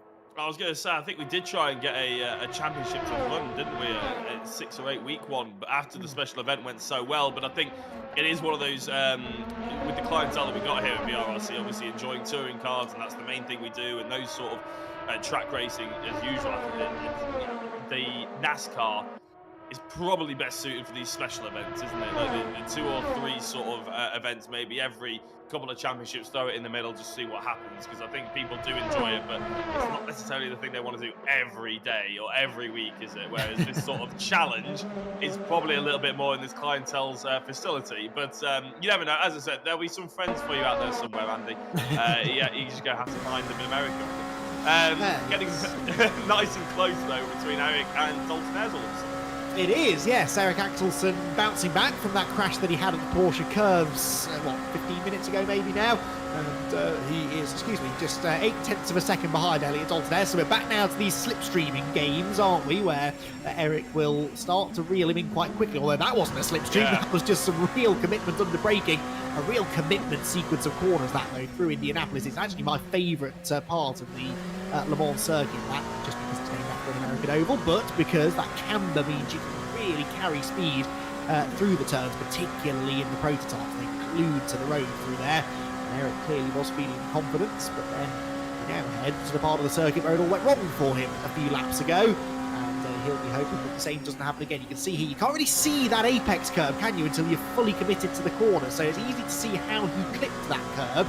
And the drivers have been warned, haven't they, before the event, that those curbs are lethal. If you hit the curbs in the wrong way, particularly in a prototype, it'll launch the car skywards. Yeah, you got no bounce in a suspension in a prototype, have you, really? So those curbs are non-optional. They just don't hit them. But oh my days! Oh my days! Axelsen! How did he avoid contact with Elliot Dalton-Ayres there? I don't know about you, Andy. I'm actually looking at the replay. I didn't see that GTE car. Obviously, we're on board with Axelsen. I didn't see the GTE car whatsoever. I'm watching the replay on YouTube right now, and yeah, Dalton-Ayres obviously had to go a little bit slower. Yeah, you couldn't see it whatsoever from Axelsen's perspective. That was very close. No, and that is a great example of how quickly things can change, because, yeah, Elliot Dalton-Ayres braked really early for the final chicane. Axelsen wasn't expecting it and really rear-ended him, but you've got to have your wits about you, especially in the darkness. And we do, by the way, believe it will actually stay dark for the duration of the race, so this is a full 90-minute night race that we're going to have.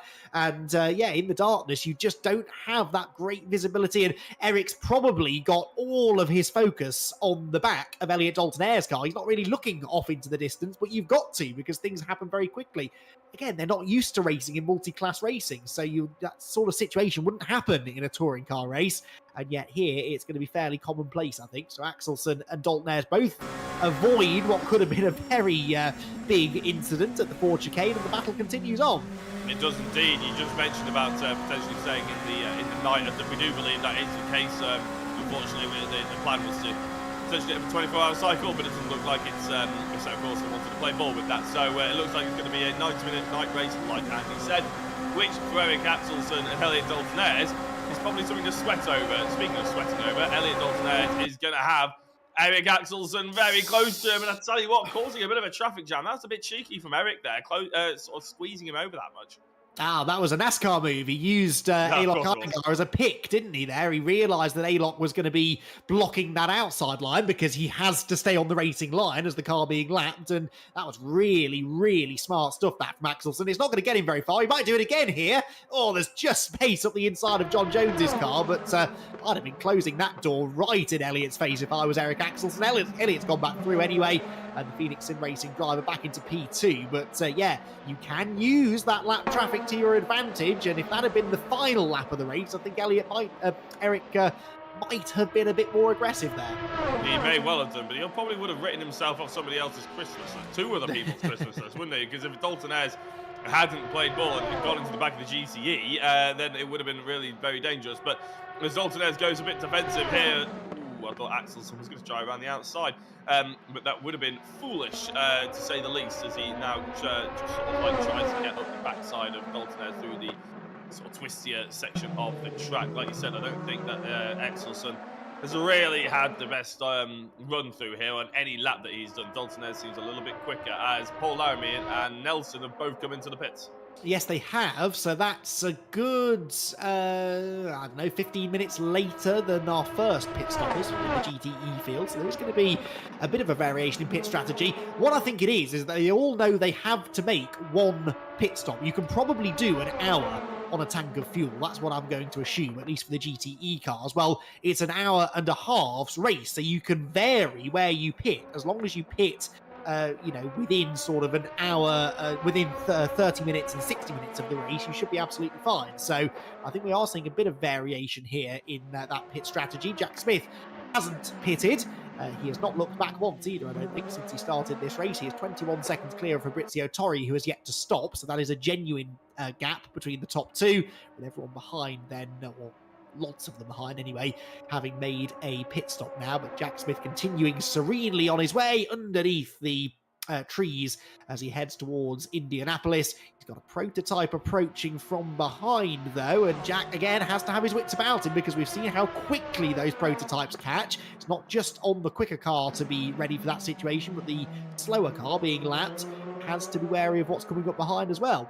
Yeah, obviously they want to be staying online, but it doesn't mean that you just don't look and that you are an idiot. Basically, you have to be conscious about what's going to happen, where people are potentially going to lunge you, because if they lunge you unexpectedly and they hit you, yeah, okay, it may be their fault, but still it's ruined your race, it's ruined their race. If you can jump out the way, then you're going to jump out the way sort of thing. So racing drivers have to be aware, and it may be the only time that Jack Smith looks in his rearview mirrors, but he is doing exactly that as the drivers get past him. Joel Lask is in the pit lane as well, but he's making his way quickly out, and he stays in sixth position, still ahead of Wilhelms.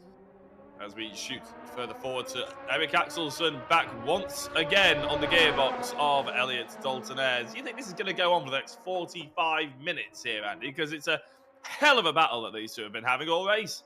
It's been fantastic, hasn't it? I hope it continues, although they are losing time to Oliver Gibson as they battle. Axelsen this time goes through, but then look, Dalton-Ayres gets back in the slipstream and immediately gets back up the inside. Fantastic stuff. Who's latest on the brakes? It's Axelsen just, but they were still overlapping as they turned in. And look, this is a brilliant camera angle, actually, to show the difference in lines through there, because Axelsen came in on the wider line. He was then too narrow going into the right-hand element of the chicane, and that means on the exit, Dalton-Ayres has the advantage. He's got the slipstream, but he's only got the outside line as they head for Mulsanne corner. It's not really a place you want to go around the outside. He might have cleared him already, though. Onto the brakes. Does he turn into the apex? No, because Axelsen's still there, and I think he's still there as they come off the corner. Dalton-Ayres on the wide line, though, carries the speed off the turn, and has he finally got the job done again? Let's see what happens as they come over the crest of the hill. They're still side by side, Jack. Awesome racing, isn't it? These LMPs are difficult cars to drive. They're extremely quick. Loads of downforce. They're not easy, especially in comparison to maybe the MX5 championships or something what we've done. They're just a completely different challenge, but these guys are making them look easy, aren't they, by throwing each other up the inside.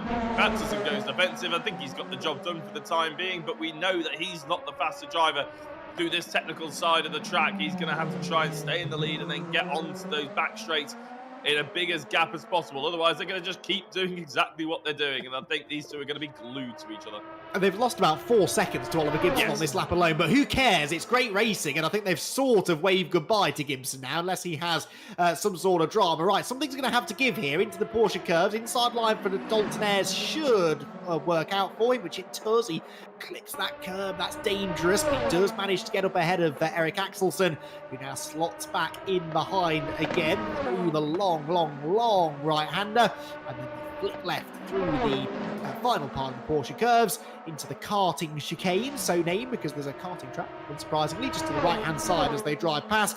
The Ferris wheel glowing bright in the distance, and into the pit lane comes Dalton-Ayres. Well, that's no fun, Elliot. We were enjoying that battle. The leader is in as well, interestingly, so we are just past half race distance, and it looks as though Gibson and Dalton-Ayres are going to split the race straight down the middle.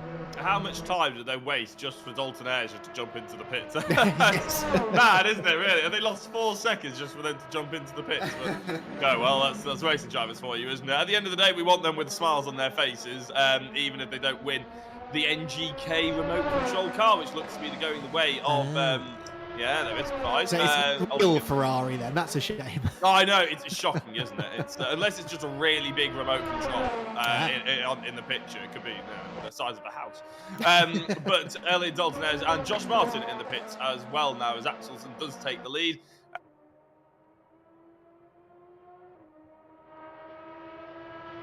Axelsen has had all day.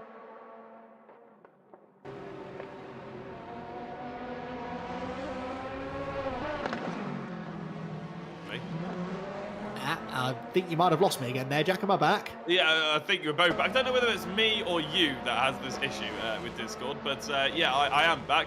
And I was just saying that Eric Axelsen is probably in the most amount of space he'll be in all day thanks to that pit stop.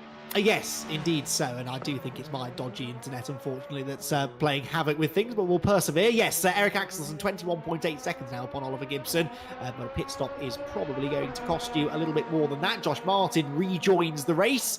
And shame we haven't seen more of Josh. Like I said, he looked good at the start of the race, didn't he? But he's rejoined in 5th place, I suppose, ahead of Andy Carroll. And Willems, interestingly, who was the first to pit, remember, is still behind the pair of them. So Willems has lost a bit of time there, I think. He's going to be within a few seconds of Andy Carroll at least. That gap coming down, of course, as Carroll, still trying to get up to speed. It's going to come to somewhere between 9 and 10 seconds, I think. And yeah, let's see what Willems can do now in the next few laps to try and close that gap down. And of course, he's now on older tyres than those just ahead of him, having pitted that little bit earlier. And I think he pitted before the half-hour mark, didn't he, Jack? So I wonder whether he's going to be able to get to the end on fuel. I'm sure he's done the fuel calculations. Hopefully he's done them correctly, and he will indeed be able to make it to the end. But he pitted a lot earlier than the rest did. Yeah, no, fingers crossed. It would be a disaster if he had miscalculated. Almost as much of a disaster as me finishing my Milky Bar buttons. We've got 40 minutes left in the race as well. But, you know what? It's the first one problem, isn't it? I'll live on, don't worry, ladies and gentlemen. Fabrizio Torres just set his fastest lap of the race. Clearly getting into a bit more of a rhythm, which is quite nice to see. A 4 minute, 5 second point 1. Only about a second slower, 9/10 of a second slower than Jack Smith's last lap. So, yeah, Fabrizio Torres going a little bit better. Yeah, I'm really excited actually to see how Fabrizio gets on in our next championship if he has entered the Cayman Cup. And certainly the next time we do touring cars, because he won a race, remember, this season in the touring cars at his home track at Mugello. Yeah. And yeah, that was on genuine pace as well, wasn't it? He was genuinely one of the fastest drivers that night. So I think once he sort of got another season's worth maybe of experience under his belt, he could become a real contender. He's definitely got that sort of vibe about him, hasn't he, of a driver who is quick already and is only going to get quicker and quicker as he gets more experience. So 2nd place at the moment in the GTE class, but a country mile clear of everybody else. I know others have pitted, but he had a big gap anyway over Nelson Abrinosa, who I believe was his teammate, isn't he, who was sat in 3rd place before the pit stops. And yeah, intrigued to see how he's going to get on in that Cayman Championship. Actually, I'm really looking forward to the Caymans anyway, Jack, because we are moving away from touring cars, which, you know, I love touring cars. It's one of my favourite forms of racing, but going to be interesting to see how some of these drivers who are probably very used now to driving front-wheel drive cars are going to handle what is essentially a GT4 car, rear-wheel drive as well, in the Porsche Cayman. Yeah, I believe the Porsche is one of the cars that we featured quite a lot back, potentially just before you started with us, Andy. I think I covered one Cayman Championship, maybe. Yeah, I feel like we've done it as a main championship, but before that, we did the League of Champions, and the Academy as well, which used to run on like a Tuesday, and then the Academy on a Wednesday, and it's a fantastic sort of format of a championship. To be honest, it's a bit of a shame we don't do it anymore. But I believe the Caymans did appear quite often in both of those, the Academy cars and in the main championships as well. So yeah, they're really awesome. Everybody likes them. They're just a bit more powerful than, say, an MX-5, but they're a similar sort of put together, aren't they? They're put together sort of similarly to an MX-5, I should say, actually. Rear-wheel drive, not massively powerful, but a little bit more poke about them. Real sort of driver's car in terms of the fact that there isn't much aero, it's mechanical grip. So yeah, I think everybody's going to enjoy them. I'm certainly looking forward to it. I seem to remember Scott Bugner. That was kind of where he first emerged, didn't he? What a throwback. Yeah, see, I do remember some things, not usually the important stuff, but yeah, I do distinctly remember him being pretty competitive the last time we used the Caymans. Right, we've had a pit stop from Eric Axelsen. observant amongst you will have realised, and he's come out ahead of Elliot Dalton-Ayres, who nearly got it all wrong into the chicane. And again, Jack, that was caused by the traffic. He went in offline because he was up the inside of one of the Aston Martins, and that just messed up his reference points. So that gives Axelsen over a second, probably, of an advantage by the time Elliot gets back up to speed. And, well, we'll see whether or not Elliot's got the pace to close back in again. But with all of the pit stops complete now for our LMP2 field, Oliver Gibson 19.5 seconds clear of Eric Axelsen in second, and Elliot Dalton-Ayres in third position, Joel Lask fourth, Josh Martin fifth, Andy Carroll sixth, and then Willems in seventh place, with Jack Smith continuing to lead in the GTEs. But yeah, Elliot Dalton-Ayres slipping away, and he might now be out of slipstreaming range, I reckon. Yeah, potentially. Sorry, I'm very distracted right now. I don't actually hear what you said at the end there, because Josh Martin's in the YouTube chat. Now, I'm pretty sure Josh Martin was in an LMP2 car about 5 minutes ago. So I'm not entirely sure. Josh, why are you in the YouTube chat? Enlighten us. Might be worth bringing him in for a chat, actually, because unlike us two, he's actually driven the damn thing. So it'd be quite interesting to bring him in. But he is still out there. So has Dave hacked his YouTube? I don't know. Well, or I didn't notice the timing of that comment, but I would put some money on it appearing as he was going down the Mulsanne Straight, and it would be a very Josh Martin thing to do, wouldn't it, to be typing away in the YouTube chat whilst driving down the Mulsanne. We'll wait and see. If he puts a message up when he's going through the Porsche curves, I really will be impressed. Yeah, I know, exactly. I think even that will be investigating what happened to Dave, because he hasn't appeared on the YouTube chat recently. So I wonder what he'd be doing. But yeah, good stuff by Josh Martin. At least he's putting the effort in to entertain the fans, even if he hasn't got much of a race going on. Where is the closest races going on, Andy, right now? The sort of GTEs have really spaced themselves out, haven't they, unfortunately? Yeah, I'm not sure how, because we had a good battle between Butler, Iyengar and Jones. Jones has retired. I don't know whether he's had another accident somewhere. We saw him in the barriers earlier on. So he is out of it now. There is Chris Blakey. He's sat in fourth position right now. Pretty lonely fourth place, but not that lonely, because he's got one of the prototypes in behind. About to put a lap on him, and look, he does now try and move out of the way, and that nearly messed it up for both of them, really, because he ended up offline. The prototype had to sort of take evasive action as well. That nearly ended in tears there, but Chris Blakey trying to do the right thing, and very nearly ending up skating off the road as well. We've got 35 minutes of the race to go. And, well, to answer your question, the closest battle is still that one for second place in the prototype class, isn't it? Because Elliot Dalton-Ayres is closing back in on Eric Axelsen. Well, he was, until he made a bit of a mess of the Dunlop chicane there, and drops back again. But I think he has got pace still to be a thorn in Axelsen's side. He does indeed. I'm looking forward to seeing how he deals with obviously catching up. It's been a while since we've seen these two battle, i.e. it's been about 15 minutes. So if that, actually, I think it was only about 10 minutes ago. They were glued to each other, weren't they, before Dalton-Ayres jumped into the pits. Has Axelsen pitted? Yes, he has. Yes, he has, yeah. So there we go. They're both on equal footing up until they do catch up to each other. I've just been looking back to, I was curious when we did the Cayman Cup last, actually. And it turns out it was the 16th of March, 2022. Wow. So a year and a half ago. That's how long we've had to work together, Andy. That's ridiculous.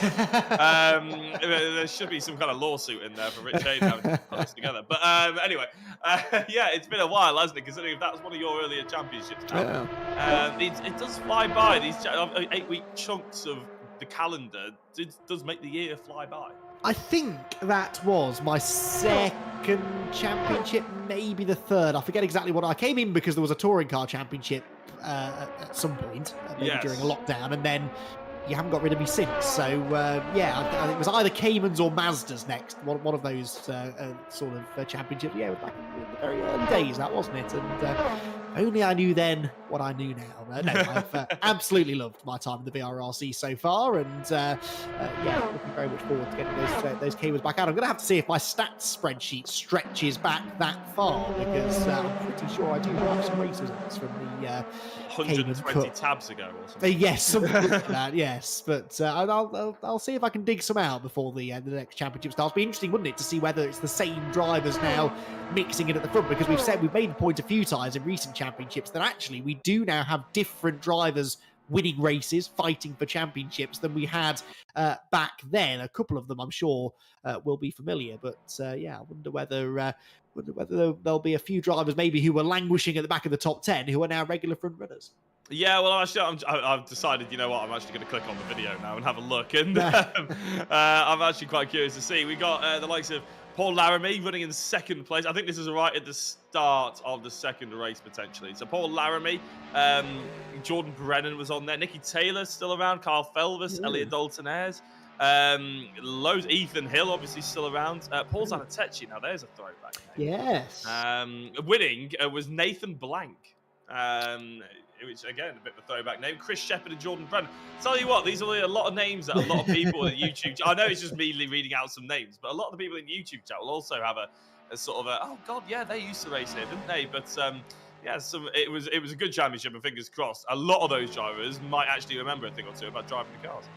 Yes, I reckon so. Oh, yes, I found my old spreadsheet. Nicky Taylor won the first 2 races of that championship. Do you remember from Road Atlanta? Carl Felvis won a couple of times. Jordan Brennan was a winner 3 times. Of course, he's concentrating very much on his real world racing program. Ethan Hill had a win.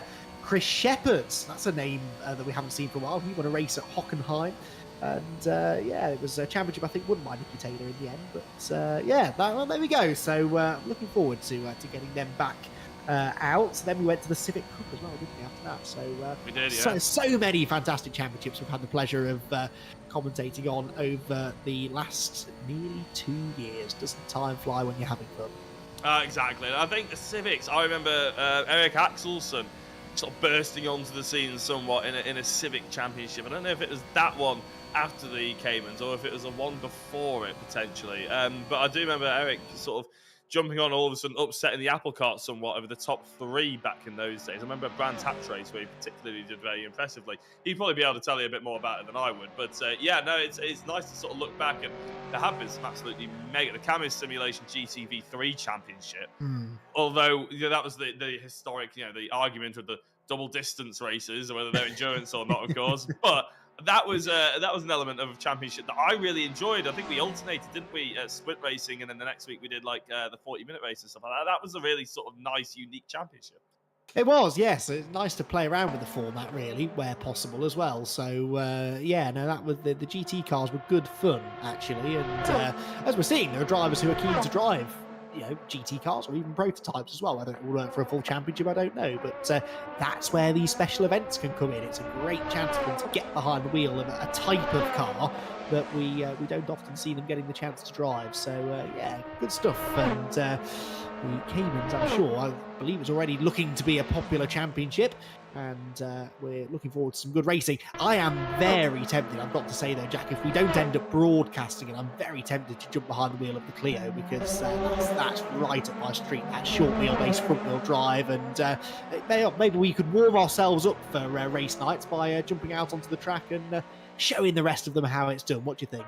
Well, I was going to say, I'm not going to be too committal because Rich will have a contract written up by the time we get to the last 10 minutes. But I'm going to just sort of keep that one on the fence. If it was the other way round, I'll tell you, I'd be straight on it. Like the Caymans, if they were the first one that wasn't broadcast, and then the Clios were the main championship, I'd love the idea of it, to be honest. Anything that's sort of rear-wheel drive and sort of not going to kill me, it's something I'm going to be used to. So, like, for instance, the LMPs and the GTEs, I think they're slightly sort of cut above my standard in sim racing, whereas the Porsches and the MX-5s and that sort of ilk of the world, I think I can just about get on board with.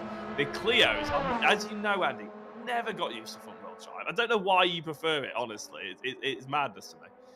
Nicky Taylor has just made the very valid point that if we do the Clios, we get to race against him and Kyle. So I am out. I'm quite happy to sit and watch from the sidelines. Thank you, Nicky, for bringing me to my senses. Now, the danger of bringing this back on topic, Jack, do you see what's happening to the, what was night and is now early morning sky? We're going to get a bit of pink, a bit of orange appearing in the sky. So we are going to drive, I think, into the sunrise here, just in the final half an hour or so of the race. So track conditions are going to start changing, and as the cars emerge into the light, we have another pit stop from Eric Axelson. Eric Axelson into the pit lane from second place. What's that all about? I'm not entirely sure. I wish we did sort of in-race comms, to be honest. I know some championships do that sometimes, don't they, with their sort of special events and everything like that. It would have been interesting to find out what the thought process is there.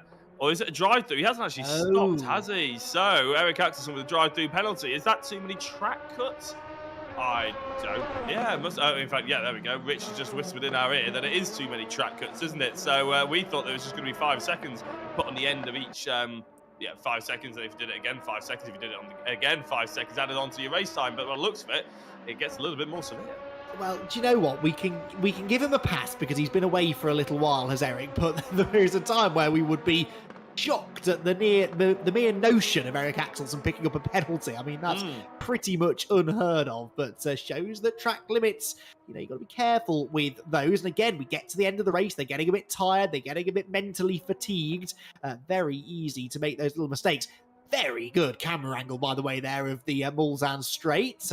Rich Hayden, annoyingly, Jack, doing quite a good job, isn't he, of bringing us these pictures of the race this evening? And these are some very arty shots from overhead of the cars as they race down the Mulsanne into the sunrise. It doesn't get much better than that, does it? Well, let's just chill out. We haven't got to the interviews at the end or anything like that. We'll be talking to Oliver Gibson, and Josh Martin's graphic will come up or something. I'm convinced of it. But no, he is doing a good job, I have to say. It's been a good, and I'm glad the light is starting to appear as well, because I know quite a few people in the YouTube chat were hoping that would happen, and I know Rich was frantically trying to figure out why it wasn't happening earlier for everyone, but I'm not going to give him the credit to say he turned it on. He didn't turn the sunshine on, but it is good that he's having to do everything here, isn't he? He's doing the broadcast.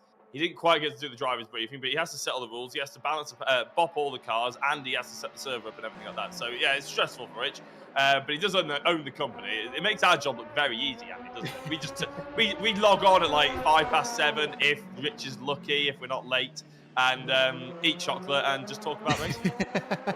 I don't know, he sits there, he presses some buttons and he thinks it's impressive. Good job from Rich all night long, and perfect opportunity for him to learn his craft as well over the 90 minutes or so, and leave us to what we are vaguely all right at doing, which is talking about the racing. We've had some good racing over the course of the last hour. We've got 25 minutes to go. Had some good racing in the prototypes. I have to say the GTEs have been a little bit one-sided. I don't think Jack Smith has lost the lead at any point in this race so far. He's bringing his DK Power Aston Martin through the Porsche curves. A very good-looking car it is as well, and he has been absolutely sublime. Just sidesteps out of the way, actually, of his teammate there, I think, Oliver Gibson, who manages to come through, and Jack Smith now heads for the pit lane. I don't think he's pitted yet, actually, Jack, so that minute and 10-second cushion that he's got over Fabrizio Torri will start to evaporate. There is Fabrizio just being overtaken at Indianapolis by Josh Martin. Fine, you do now get the GTE class leader in the pit lane. I wouldn't be surprised if we put the zoom on him now, if he was digging out a handbrake and plugging that in and putting some drift tyres on the rear end, because he's just been in a class of his own, really, hasn't he? I know there is 2 classes out there, but there is a third one that's in the middle, and it's Jack Smith, because he's been absolutely sublime. We're watching Fabrizio Torri while the zoom is actually Eric Axelson. There is Jack Smith. And Sack the director. I know. Just wanted to point that one out there, since we were, so congratulating him earlier on, complimenting him even. But yeah, Jack Smith in the bottom right, even though he's in the pits, even though he was in the pits, everything's looking hunky-dory for him. You still just don't get much of a reaction from him at all, do you? The concentration, but still the soaring at the wheel. That car is not easy. No, absolutely, and perhaps on cold tyres now as well, fresh out of the pit lane. So yeah, that's easy to be caught out by that. But what Rich was doing there, I'm sure, was showing us something actually I was quite interested in. I wouldn't mind seeing Eric Axelson's Zoom call again, because did you see the way the wheel was shaking around? He took one hand off the wheel, I think going down the Mulsanne straight, and the thing was shaking around, something vicious in his hands. It goes to show this is physically demanding. Don't be fooled into thinking that sim racing is easy, and you don't need any physical strength to do well at it. Here he comes, I think he's, just heading down the Mulsanne now. He's got both hands on the wheel for now, but if he takes that right hand off the wheel again, down straight, watch the way the wheels move around. You can see on the braking there, the whole thing's shaking around. He's obviously got quite a high-end wheel there, Jack, and he's obviously got the force feedback turned up very high, which is how I like to drive as well. And when you've got that really high force feedback setting, really your arms and your wrists ache after really 20 or 25 minutes or so behind the wheel. So you can imagine an hour and a bit now into this race, you do need quite a bit of upper body strength. You do, actually, and I was just looking at his arms to see how he was sort of tensing, how his biceps are, if they're tensing everything. Because really, weirdly, you don't want your biceps tense or anything like that. You do when you're sort of soaring after going through the corners and everything like that. But really, you want to see it's all forearms, shoulders, and everything like that. You want to be slightly loose, weirdly, and relaxed to be able to take the corners properly. But in these cars, it looks like you don't get that option. With the direct drive turned all the way up as he has, the strength is madness. And obviously these cars are so bumpy, the whole body is tensing. You can see it. And I've only just noticed as well, actually, we've had this zoom on quite a few times. But the prize for tonight is an NGK remote control car, but there's also an ability to get the VRRC branded apparel, which Eirik Axelsson is doing a brilliant job of modelling right now. And it's even in the top right, you can see on his right of his chest, he's got Axelsson and his race number as well embroidered onto it, or imposed onto it. I don't know what the name is actually, but it's a good opportunity to sort of show off what the drivers can win. Indeed so, and I did finally get my hands on some VRRC clothing when I helped Rich out at an event earlier this season, and I can tell you that it is really high quality, actually, really nice, it fits well, it doesn't have my name on it yet, but yeah, really good stuff, and a worthy prize, definitely, for drivers who do well, not only in this race, but also they are available, I think, as prizes come the end of the championships as well for the foreseeable future, so yeah, they really are, nice touch. Very, very quickly, sorry, Andy, for interrupting. Yeah. I know Rich will want me to mention this, but he is actually, through the distributors that he uses of that, he's actually designing the shirts and everything and selling them to other drivers and other teams. So the likes of the DK Power drivers, Oliver Gibson and Jack Smith, they have their own designed shirt, and Rich designed it for them in their own colours and in their own sort of design and everything, their logos and everything like that. And he gets them ordered for you. So I think they're £30 a shirt or something like that, which is pretty good value. If you walk into Under Armour and you try and get a sports shirt or anything of that kind of material, you're spending 30, 40 quid without it even being personalised. So yeah, not bad. There we go. Not a shop I frequent. I'll take your word for that, Jack. But yeah, that's really high quality stuff, and I wasn't aware of that. That's really nice to hear. Right, we've got a battle on our hands here. This is for 4th place in GTE, and Nelson Abrinosa, who had been running 3rd before the pit stops, has caught Chris Blakey. So Nelson's lost some time somewhere, but he's about to try and regain some of it. Switches to the outside line of Chris Blakey. We're heading into the 2nd chicane on the Mulsanne. Blakey's late on the brakes though, and he'll try and stand his ground. There's a bit of contact. Abrinosa's sideways, around he goes. Hard to see from that angle whether he was squeezed or whether he drifted wide into Blakey, but the end result is that Blakey holds on to the place and Abrinosa will drop a long way back. Difficult to run side by side through there, and whereas an hour ago, Jack, I think we'd have seen Chris probably give that up and then try and get the slipstream down the next straight to reclaim the position. Late in the day, he stood his ground, he got his elbows out, and Nelson Abrinosa, who looks thoroughly not bothered at all by that. Well, oh no, there we go. There is a shake of the head. He's not very happy, and he's now got 8.3 seconds to try and regain. Not quite a Carl Felvis reaction to the contact there, but Nelson, you can see the frustration not only in his face, but also in his drive. He makes a little mistake down at Mulsanne corner as well. Yeah, I was going to say that is the opposite of the reaction we sometimes see from the younger drivers, isn't it? But yeah, Nelson probably not enjoying that one that much. Obviously, not really sure by the angle, like we said, whether it's him, whether it's a racing incident, or whether it's the other Chris Blakey. But unfortunately, it's sort of whoever's fault it was. The biggest disappointment is obviously the fact that we don't get to see more of that battle, which we really would have enjoyed. Here is Josh Martin reading a book as he goes down the Mulsanne straight. The only time we've actually put the Zoom call on it. He knows, isn't he? Is he in the Discord? Can he hear us or something? I think he's almost certainly got the stream playing somewhere, because any chance to catch a glimpse of himself, and he's going to jump at it. Whether he's listening to us, I find very doubtful. I really wouldn't wish that on anyone having to listen to us for 90 minutes, actually, let alone someone who's supposed to be concentrating, Josh, on driving a high-performance prototype, not driving on the cleanest of lines down this last part of the Mulsanne straight.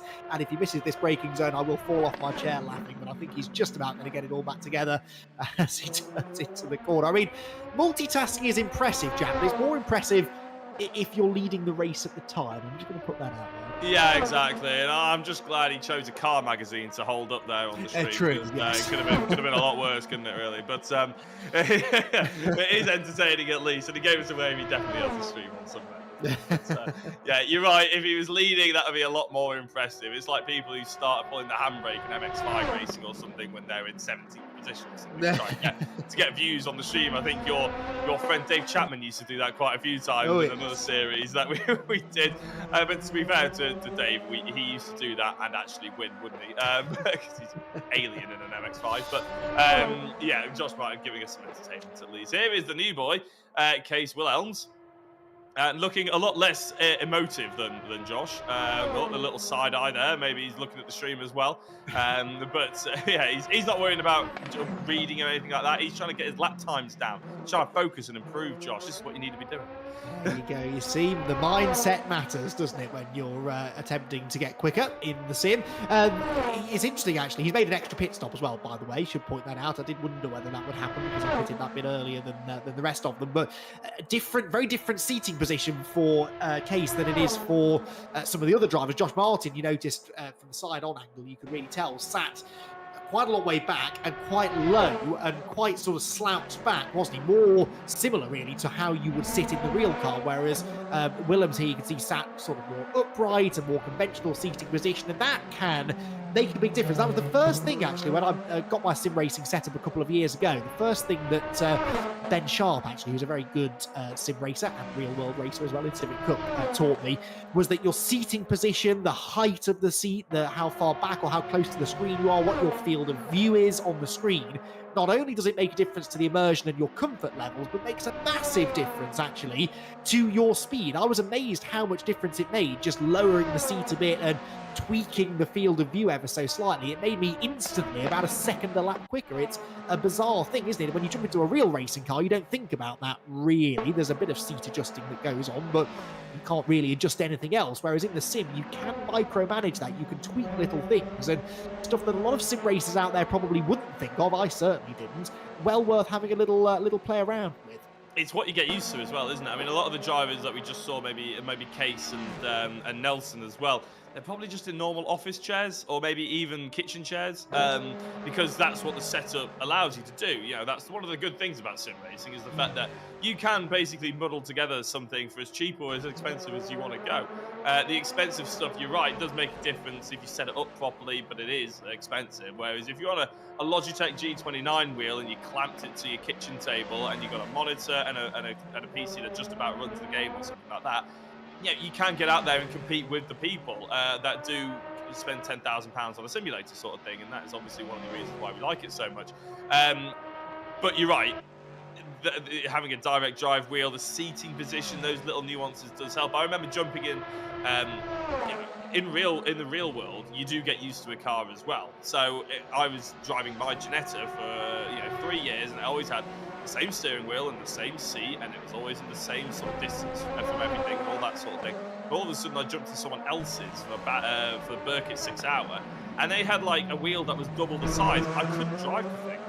It took me a good 20 minutes and like trying to go around to the practice session just to get used to how much to have to turn the wheel, because obviously all of that changes. So it is what you get used to, isn't it? And yeah, even if you do upgrade from a G29 to a direct drive wheel, you're probably going to be slower for the first 3 or 4 hours of driving because you're having to get used to something else. Yeah, the feel is just completely different, isn't it? And you have to kind of recalibrate your brain completely. I've definitely discovered that as I've sampled different wheels. I didn't realise how different the different wheels were, and what a difference it made to your speed and the way that it felt out there. And I used to think, and the pedals, the pedals are huge, certainly with braking. I mean, I really found that under braking, something like a hydraulic pedal, it takes a bit of getting used to, but then you're much more confident on the brakes when you sort of figure out how to use it. So yeah, there's a lot goes into this whole sim racing thing. You're right, you don't have to spend a lot of money if you don't want to. It won't necessarily make you any quicker, but it's all about feel, about comfort level, and about then having the confidence to really sort of push and be a bit more aggressive, and by having the right sim setup and setting it up correctly, that can make an absolutely be a huge difference. This man clearly has a pretty good sim setup. He seems to, I don't know whether this is the camera angle as well, Jack, but Oliver Gibson, our race leader by 27 seconds, by the way, seems to sit very low. His hands seem very high. It's almost like he's looking up. I mean, it's making my neck hurt just looking at it, but again, it's obviously what he's comfortable with. I reckon he said, didn't he, in that interview that he likes driving F1 cars and everything like that, and that is a very F1 seating position, isn't it? Where you're pretty much in an F1 car. People don't sometimes realise you're basically lying down. Yeah. You're lying down more than you would at Emirates business class sort of thing. Like you are pretty much flat, and the steering wheel is almost at chin level, and that is similar to what Oliver Gibson's sort of setup is looking like right now, isn't it? Yeah, when you're in a single-seater, actually, this is something else I didn't realise until I sat in one, you don't push the pedals up and down. You push them forward and backwards, because that's the direction of travel for your legs. You are literally lying almost flat. It's fascinating, and I'm sure there are some sim setups, easy for me to say, out there that can replicate that. He's not quite going that far, Oliver Gibson, but yeah, certainly a very different way of going about his sim racing. Have you ever driven it like that? Have you ever driven a car like that? Not a single-seater, no. It's to be fair, I don't trust myself in one, actually, and I've never enjoyed them in the sim either. I cannot figure out a high downforce car. I want to give it a go. Well, there we go. Yeah, Rich, who you can't hear, ladies and gentlemen, has just come on and said, I've driven an F3 car. He clearly wanted to get involved in the conversation. Yeah, I do remember Tom driving in the Formula Renault, which was the first thing he did after he got out of karting. And, I was sort of like, oh, that must be really weird. I said exactly the same thing to him. I was like, wow, you don't really even push the pedals up and down, do you? You're pushing them forward.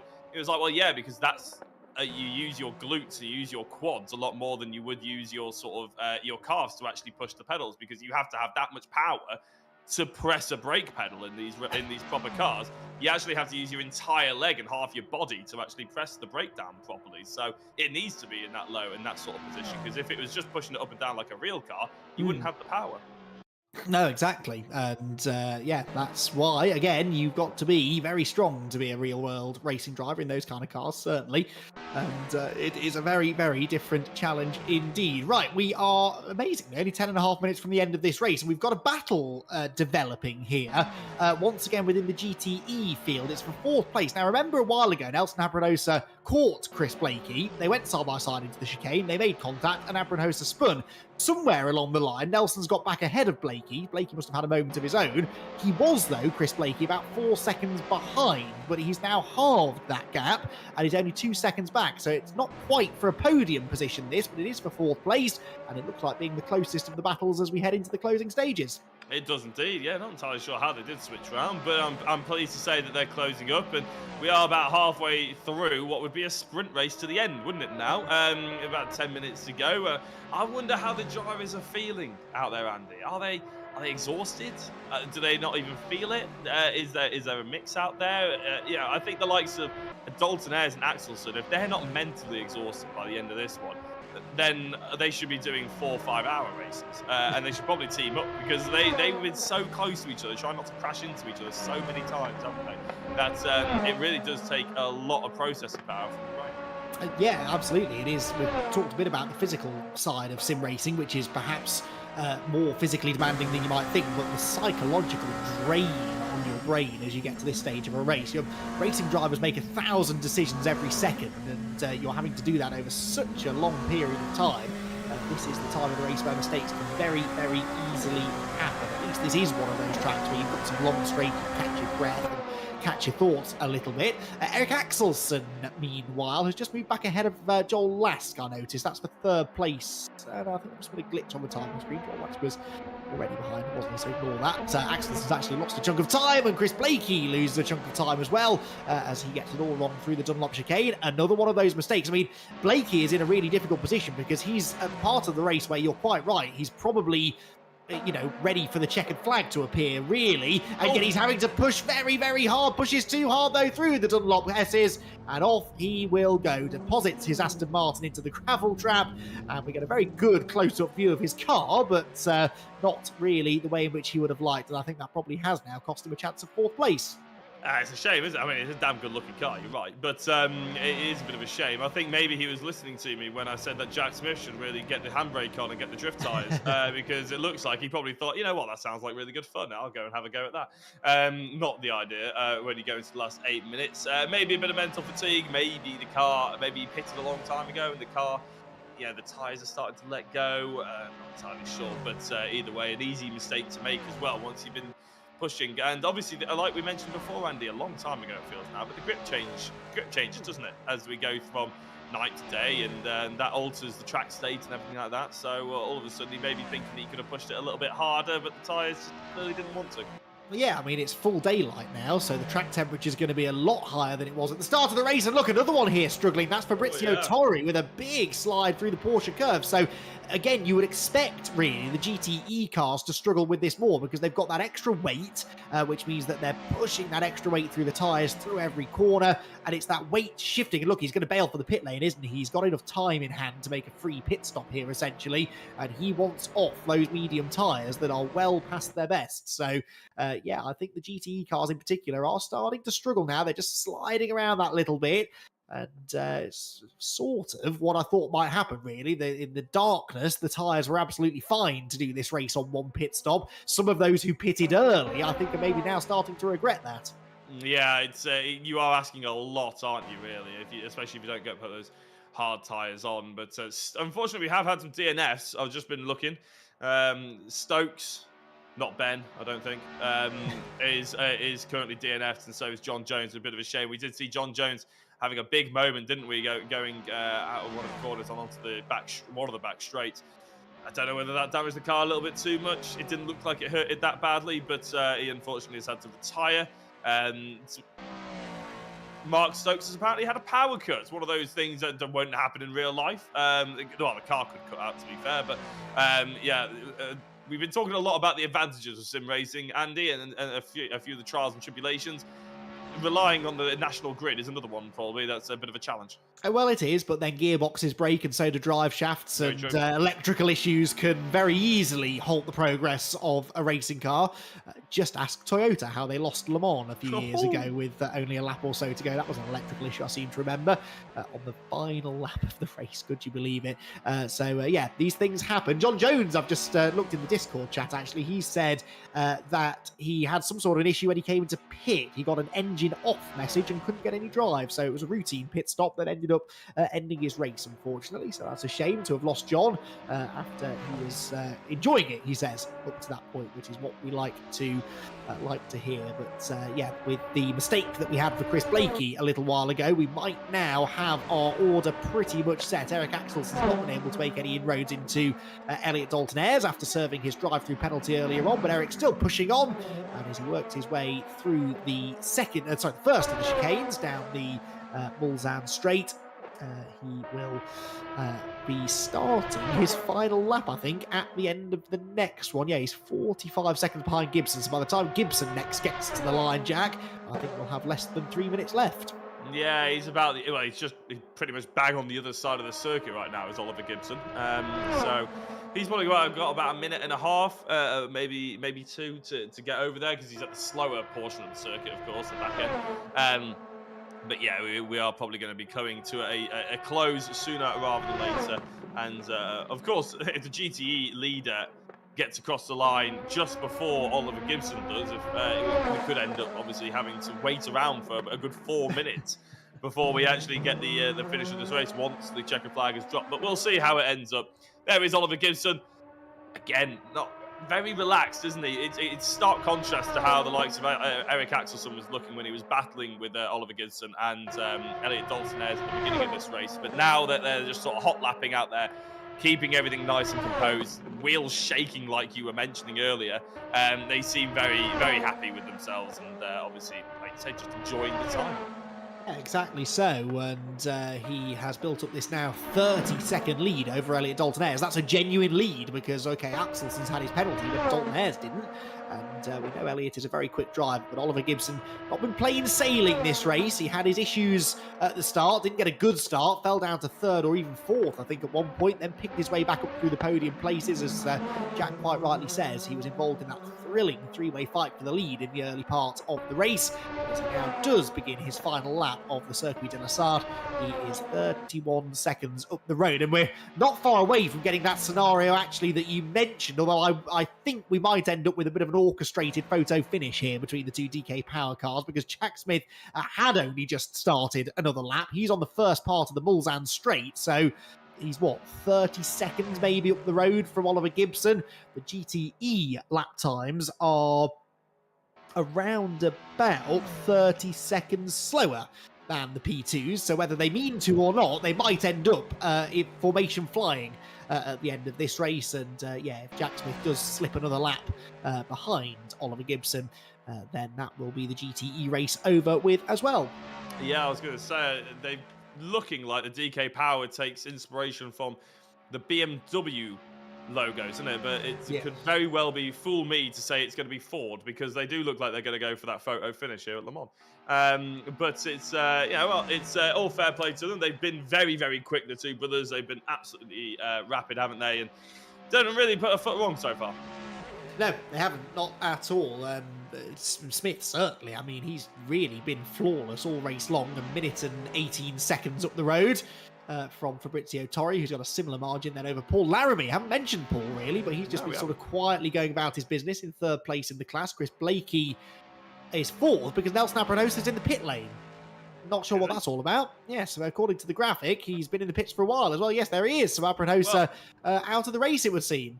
We saw him come into the pits, but I assumed he would come out at some point. But clearly, maybe not. I have no idea on that one from Nelson. I wonder on the Zoom call if he's actually still in his seat or whether he's had to go and do something. I'm not entirely sure, but maybe Rich can have a look on the Zoom without putting it up on the screen. But yeah, it's a strange one there. It's a bit of a shame for Nelson because he was having a good little battle with Chris Blakey, wasn't he?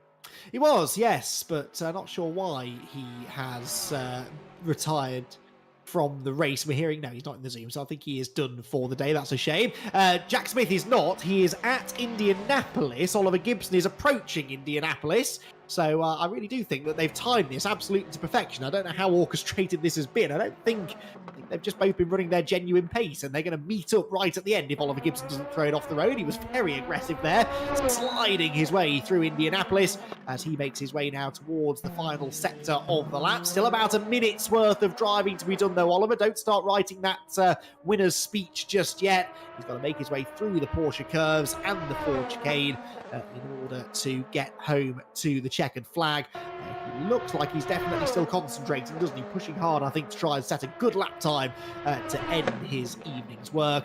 But as the time ticks down towards zero, the DK Power Racing driver is going to claim a victory in the LMP2 class. His teammate Jack Smith is going to win in the GTEs. And I reckon when Gibson pops out of the Porsche curves here, he will see on the horizon a blue and white Aston Martin, and that will be the car that is about to claim victory in the GTE class as well. Down towards the Ford chicane then for the final time. There is Jack Smith in the distance. I think Jack's going to get one more lap if he wants it, or does he back off here at the flag? He's got more than enough time to do it. Oliver Gibson's going to get the victory. It is going to be the formation finish for DK Power, who dominate here at Le Mans. Oliver Gibson victorious in the LMP2 class, and it is Jack Smith who wins in GTE. And don't you tell me that this being only a special fun race doesn't matter to Oliver Gibson. He is absolutely ecstatic with that.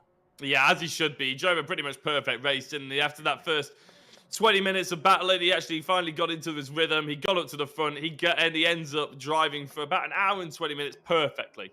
And then he gets what he wanted, which is a photo finish with Jack Smith right at the end. One to put up at the family dinner table, isn't it, over Christmas, I'm sure. It's great stuff by Jack Smith as well. Worth mentioning him. But yeah, Oliver Gibson absolutely buzzing, and it's nice to see that kind of excitement coming out on stream as well. Absolutely so. So Gibson victorious in the prototype class. Smith in GTE. Elliot Dalton-Ayres has come through to finish second in P2. And look at the way Axelson's dropped back. I think Axelson's been off the road again somewhere. He was 14 seconds adrift of Dalton-Ayres. Suddenly 28.5 seconds back. But Eric Axelson, after a troubled race, we'll have a chance to chat to him in a moment or two.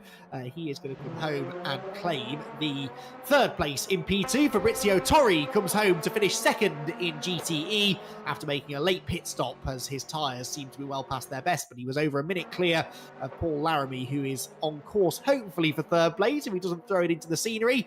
He, a bit like Oliver Gibson, was a bit sideways out of Indianapolis for the final time, but Paul Laramie, haven't seen a lot of the Automat car on screen tonight, Jack, but he's driven a really solid race. He has indeed, and we can talk to him about it, of course, because if he finishes in this position, which if he's got 40 seconds to play with before Chris Blakey overtakes him, then we'll be able to have a chat about his potentially boring race, or potentially not boring. I don't really know which way he'll be finding it, but he'll be happy to be on the podium anyway. And if he can carry that sort of form into the championship, into the Caymans, then he'll be a force to be reckoned with once again. Paul Laramie, I'm looking forward to it. He's always a good person to have towards the top end. Yeah, no, he certainly is. Paul Laramie was... I'm just looking back, actually, to see whether he was around. Yes, he was around back in the last time we raced in the Caymans. Not a top 10 finisher back then, but he's another driver who has massively improved since then. And I'm pretty sure we will see him up towards the front this time around. He's going to finish third place here at Le Mans in the Aston Martin. Pitches the GTE car through the final couple of chicanes. He will face the checkered flag in the next few seconds. Across the line he goes then.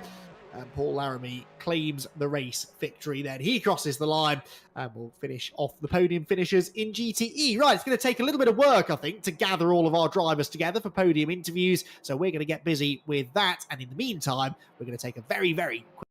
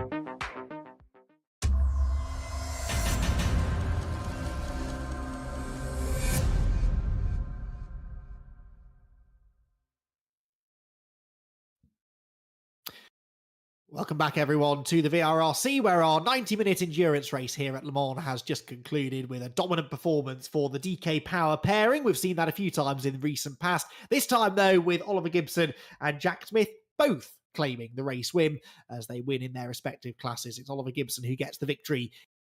LMP2 class, though, and he, I believe, can now catch up with Jack Oliphant.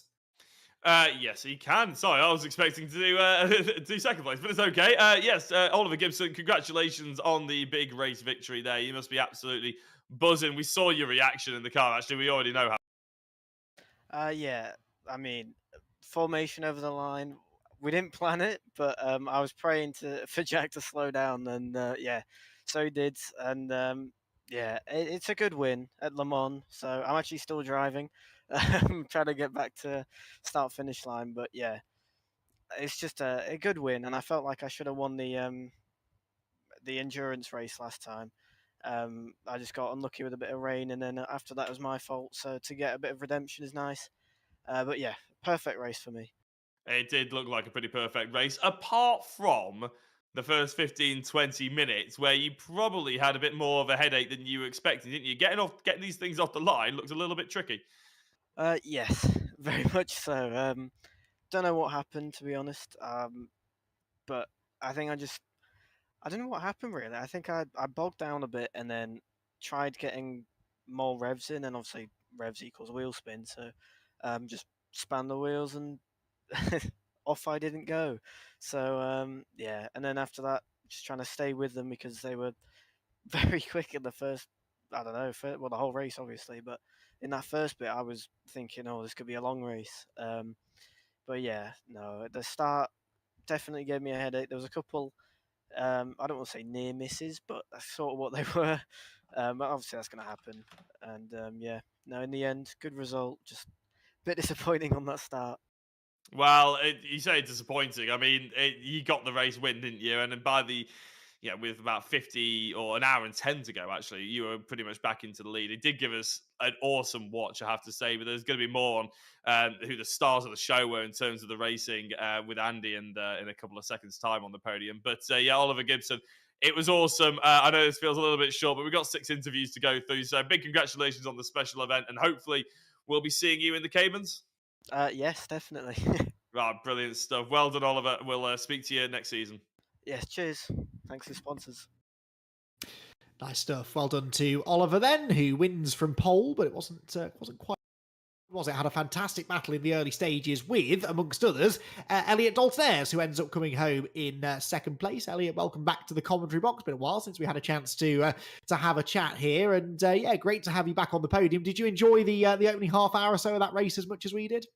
Yeah, definitely. I mean, I enjoyed it a bit less when I fell out the toe, and then we're just getting away. But yeah, the first maybe like 10 minutes were amazing. The start was great. I mean, like Ollie said, he bogged down a little bit, but so did I. So I just gave it the old clutch kick, and off it went. So managed to get past Eric and Ollie, and then for the first lap just kind of held it, and then the toe brought him in, and then it all kind of kicked off with the battling. But yeah, overall it was good to come away with the second. It's a nice place to race as well, isn't it, Le Mans? Especially in these P2 cars where the slipstream's quite powerful, but you've got lots of space down those straights. How difficult was it, though, to follow another prototype through something like the Porsche curves or the Dunlop S's? Because it did look like some drivers struggled with that more than others. It didn't feel much different following someone, apart from you had to maybe lift off a little bit earlier than you'd like to, just so you don't run into the back of them, mistake what's going to happen. But no, it was really good fun. In the tow, it was always nice because you'd get past I got past Eric, and then on the next straight you'd get past me because of the tow, and it just kept going for a little bit. But it was good fun following each other. But yeah, a bit disappointed of the big gaff. But what had happened was me and Joel were running our tires to a PSI too high, and it was just churning up the rears. So yeah, it was all right. That's interesting. Okay, we saw some of the GT cars struggling with tyre wear towards the end. I wasn't sure what the prototypes would be like at the end of the race. Clearly, you've got to be careful with your tyre management there as well. But it was good to see you on the podium anyway, Elliot. Congratulations on that second place finish. And same question as Jack just asked to the race winner. Are we going to see you back in the Porsches in a week or so? Absolutely. It's me and Joel as a team, and I think it's Rhys and Darren in the Clios. So you'll see 2 teams of Phoenix in different championships. So yeah, it's gonna be a good season, hopefully. Good stuff. Well, Elliot was a top 10 finisher regularly in the Caymans last time, and I think it's fair to say you've come on a bit since then. So we're looking forward to seeing how you get on. Best of luck with that, and well done on the podium finish tonight. Cheers, Andy. That was Elliot Dalton-Ayres, second place finisher, the final prototype driver to chat. The man, Jack, who we haven't had a chance to talk to in a little while. It is indeed Eric Axelsson. The Swedish assassin is back. Eric, big congratulations on the podium. And after a couple of months off, actually, you must be pretty proud to get back up that so high up. Thank you, Jack. I wasn't. I'm to be honest quite frustrated with my performance tonight. Wasn't really what I was hoping for. I was, of course, I was aiming to win this. And yeah, the first like 15 minutes was great. The racing with Ollie and Elliot. Yeah, but the rest of the race was, it was terrible. It was only my fault. I was going to say, well, it wasn't terrible for us to watch, if that's any consolation to you, Eric. You were pretty much on screen, I'd say, about 70% of the time as well, because yourself and Elliot were really very close. But we did see a couple of incidents where GTE cars potentially blindsided you, especially like going into that final chicane. How tempted were you to have to go and change your underwear after that?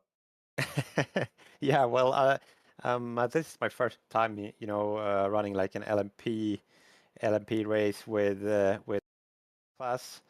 So that was a new thing for me, and I mean it's really when you like approach the GTE cars, especially in like the slow corners, and they have different braking points from you, and so yeah, I learned a lot from that the hard way, I guess. But it was really fun. It was really fun. We obviously didn't see much of you in the last Touring Car Championship because you were running the Touring Car Championship. But with the Caymans coming up, is the plan for you? Because we obviously very much enjoy seeing Eric Axelsson on the grid. And although you did a brilliant job at controlling the weather and everything like that, and everything that you did last season, are we going to see you back in a Porsche? Well, I won't do the Porsches. I tell you that much. But I will be back.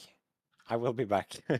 Oh, that's what we like to hear, Eric. And it's been brilliant to see you at the special event at least. So fingers crossed, even if you don't do the Porsches, maybe we'll see you at the next special event as well. And obviously, hopefully, you'll stick around the VRRC community and helping out and everything like that. So big congratulations on the third place. And you never know, I'm sure we'll catch up soon.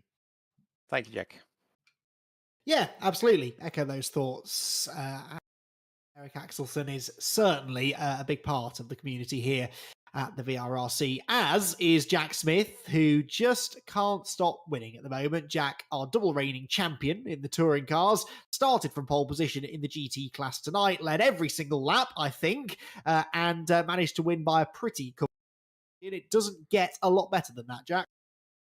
No, not at all. Yeah, I was well happy with the strategy. It worked out quite well because I think the mediums they did the length that I think for last. But I could be wrong. I don't know how Fabrizio found them, but the mediums for me in the second stint, it wasn't that long. Got off quite quickly, so yeah, I was happy that I chose the hards. It was a little bit difficult to get away at the start, and Fabrizio kept me honest there. So yeah, really good pace in the first sector, which I didn't see coming at all. So yeah, it made me sweat a little bit through the first sector, but just try to make up where we could for the rest of the sectors. So yeah, really happy, and I can't believe that timing for the finish. It was unbelievable. I saw Ollie just catching every lap. It got to the final lap. I was trying to figure out whether that was his final lap, and then I was like trying to sort of manage my pace, so we managed to line up right at the finish line, and it worked out perfectly. So yeah, literally could not ask anything better for a team result. So yeah, really happy.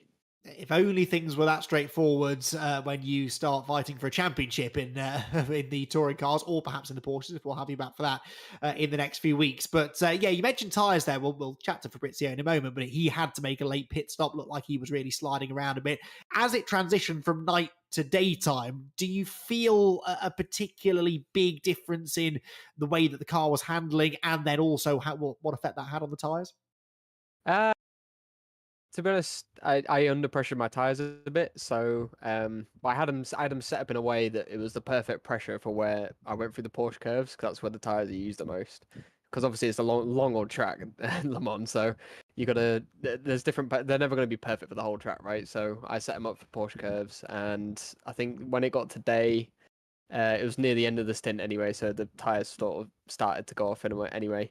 So I couldn't really tell a big difference, but yeah, I just quite happy that I switched to the mediums rather than the hards for the final stint, because that definitely found some pace, and yeah, it's just really happy with the way it's turned out. Is endurance racing something that you've done a lot of? Is this a kind of racing that you enjoy? You do seem to me like a driver who quite likes, his own space and just kind of pounding around lap after lap. You seem to be in the zone, and your consistency was that of a driver who I feel has done this before.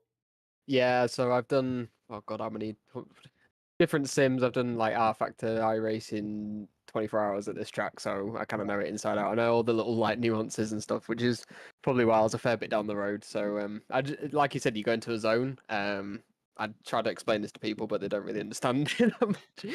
You just sort of zone out and you just drive, and then all of a sudden it's the end of the race. And it happened in the touring car championship as well, when near the start of the series, where I just kept doing lap after lap, like you said, and it's just you go into some sort of driving zone, which is kind of cool. So But yeah, same thing happened today, and we ended up finishing the race earlier than I thought it would be anyway. So, but yeah, really happy. Well, doesn't time fly when you're leading the race by a country mile? Congratulations, Jack, on the race victory, and hopefully we'll see you again in a week or so in the Porsche. Yeah, I'm going to try my best to make it. Difficult now with university and stuff. So, but if not, I do have a super sub, so I'll keep you posted. Because he's not far off pace, not far off pace wise against me. So yeah, we'll have a look. Interesting. Well, try and get them along anyway, I'd say, as whether you're here or not, the more quick drivers we get on the grid, the better. Jack, well done. Congrats on the race win. Cool. Thank you very much, Andy. So Jack Smith wins in GTE, but as we heard there, Jack Oliphant, he was pushed hard, particularly in the early stages, by our second place finisher. He was indeed. And Fabrizio Torri, nice to have you back in the commentary booth with us. I think I remember you coming in a couple of seasons ago to get a race victory. But here at the the GTEs at Le Mans, a podium, you must be happy. Yes, it was a good race. It's always special to race here at Le Mans. Even if you end up being the last on the grid, it's always special. And I really like this track. I really love the atmosphere this track is bringing you while you are racing it. And yeah, it was a good race. Not that I didn't have any super issue because I had a mid pace because Jack put a very fast pace and I couldn't get it. And the most amazing thing was to be passed from the LMPs in the braking zones because they sound really cool. And it was a pleasure for the ears, you know. I'm sure it was, Fabrizio. Yeah, it's a shame that unfortunately everything's muted on my screen, so I didn't get that pleasure. But hopefully, the ladies and gentlemen at home certainly enjoyed it just as much as you did. And obviously, maybe Jack Smith was a little out of reach for you, but you obviously had a lot of pressure from behind as well, didn't you? So how was it sort of maintaining the pace for the hour and a half? Is endurance racing something you've done quite a bit, or are you more of a sprinter? No, I'm used to endurance race. When I do endurance race, usually I enter a special race mode, and I put myself in a steady state where I can put fairly close lap times. So for me, it's good, and I didn't have any major issue, as I said before, and it was a good race at the end of the end of the day. Yeah. Well, we always enjoy watching you, Fabrizio. Are you going to be back? Are you doing the Clios? Are you doing the Caymans or anything? Unfortunately not, because I have a lot of stuff going on in real life, and unfortunately for the next months I'm going to be fairly away from the PC, so I can't put the time that I want in this series, so I'll pass this time.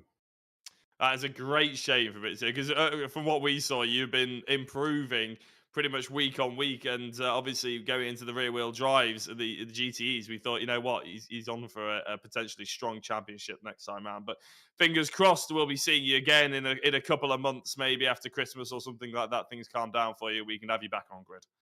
Yeah, I have to thank you, all you guys, Rich, and all the guys in the staff, because they are doing a great job. Also, thanks to you for the live commentary, and I hope you're doing well for the next races and the next championships. I'll tell you what, Fabrizio, this is the reason why I'm going to miss having you around, because you're the only driver that ever says anything like that. So thank you very much, Fabrizio. It's not a slate on everybody else. It's just an extra nice thing. An extra nice thing to hear, Fab. Thank you very much, and congratulations on the second place. Thank you. You heard it here first, everyone. Fabrizio is Jack's, and he's going to be. I'm not even going to lie. I don't care. Right then, Paul. The pressure's on now. You've got to somehow top that. So good to have Paul Laramie back on the podium, a third place finish. Paul, what nice things do you want to say about us? I just think I prefer you, Andy, it over over Jack personally. But, Right, I'm off. Good to have you here, Paul. Well done, by the way. Yeah, solid podium. We didn't see a lot of you, unfortunately, during that race, but in some ways, that's a good thing, isn't it? In endurance racing, it means you're staying out of trouble, and that's a big part of getting onto the podium at the end. Yeah, it was at one point I thought I was on the wrong strategy because I started on the hard with a plan to do hard, run it as long as I can get away with, and run the medium for the end part. And both Fabrizio and Nelson were running mediums, and I was surprised how long they ran them for. I think it was lap 9 or 10 they came in. But it worked out. I think I had a couple of spins early on, but managed to get into a bit of a rhythm, and it was really just making sure the strategy right and get some consistency through to the end. Yeah, because they're not easy cars to drive, these, are they? The Aston Martins, they're big, they're heavy, they've got a lot of power. And we saw quite a lot of drivers struggling at the end of the race and having moments when those tyres were going off. So, talk us through how much of a challenge these cars are. And was there a particular part of the track that was really catching you out? Yeah, the bit that I struggled to get the most post was the kind of last sector through that kind of Dunlop S's, through that kind of fast section where quite early on I actually had a big moment, and I think I nearly took out the leader at one point as I spun around it. Like you can go from being absolutely fine to catching the edge of a curb and it just spits you out the other side. So you have to be quite precise with them to get them to control well. But I was very thankful that I ran the hard for about an extra 3 laps over the couple of guys that came in earlier, because it meant my mediums held on a bit longer at the end. I think Chris had a drive through. It meant I could kind of manage the time where I didn't need to be absolutely flat out right at the very end. So it kind of worked out well. Which, of course, is the part of the race where that fatigue starts to really come into play. Are you a driver who's done a lot of these longer races? How did you find that sort of last 20, 30 minutes or so? Yeah, it's not... I mean, in the real world, I've done things like the Burkett Relay, which is kind of 1 hour, 10-minute stints, which I've always enjoyed doing.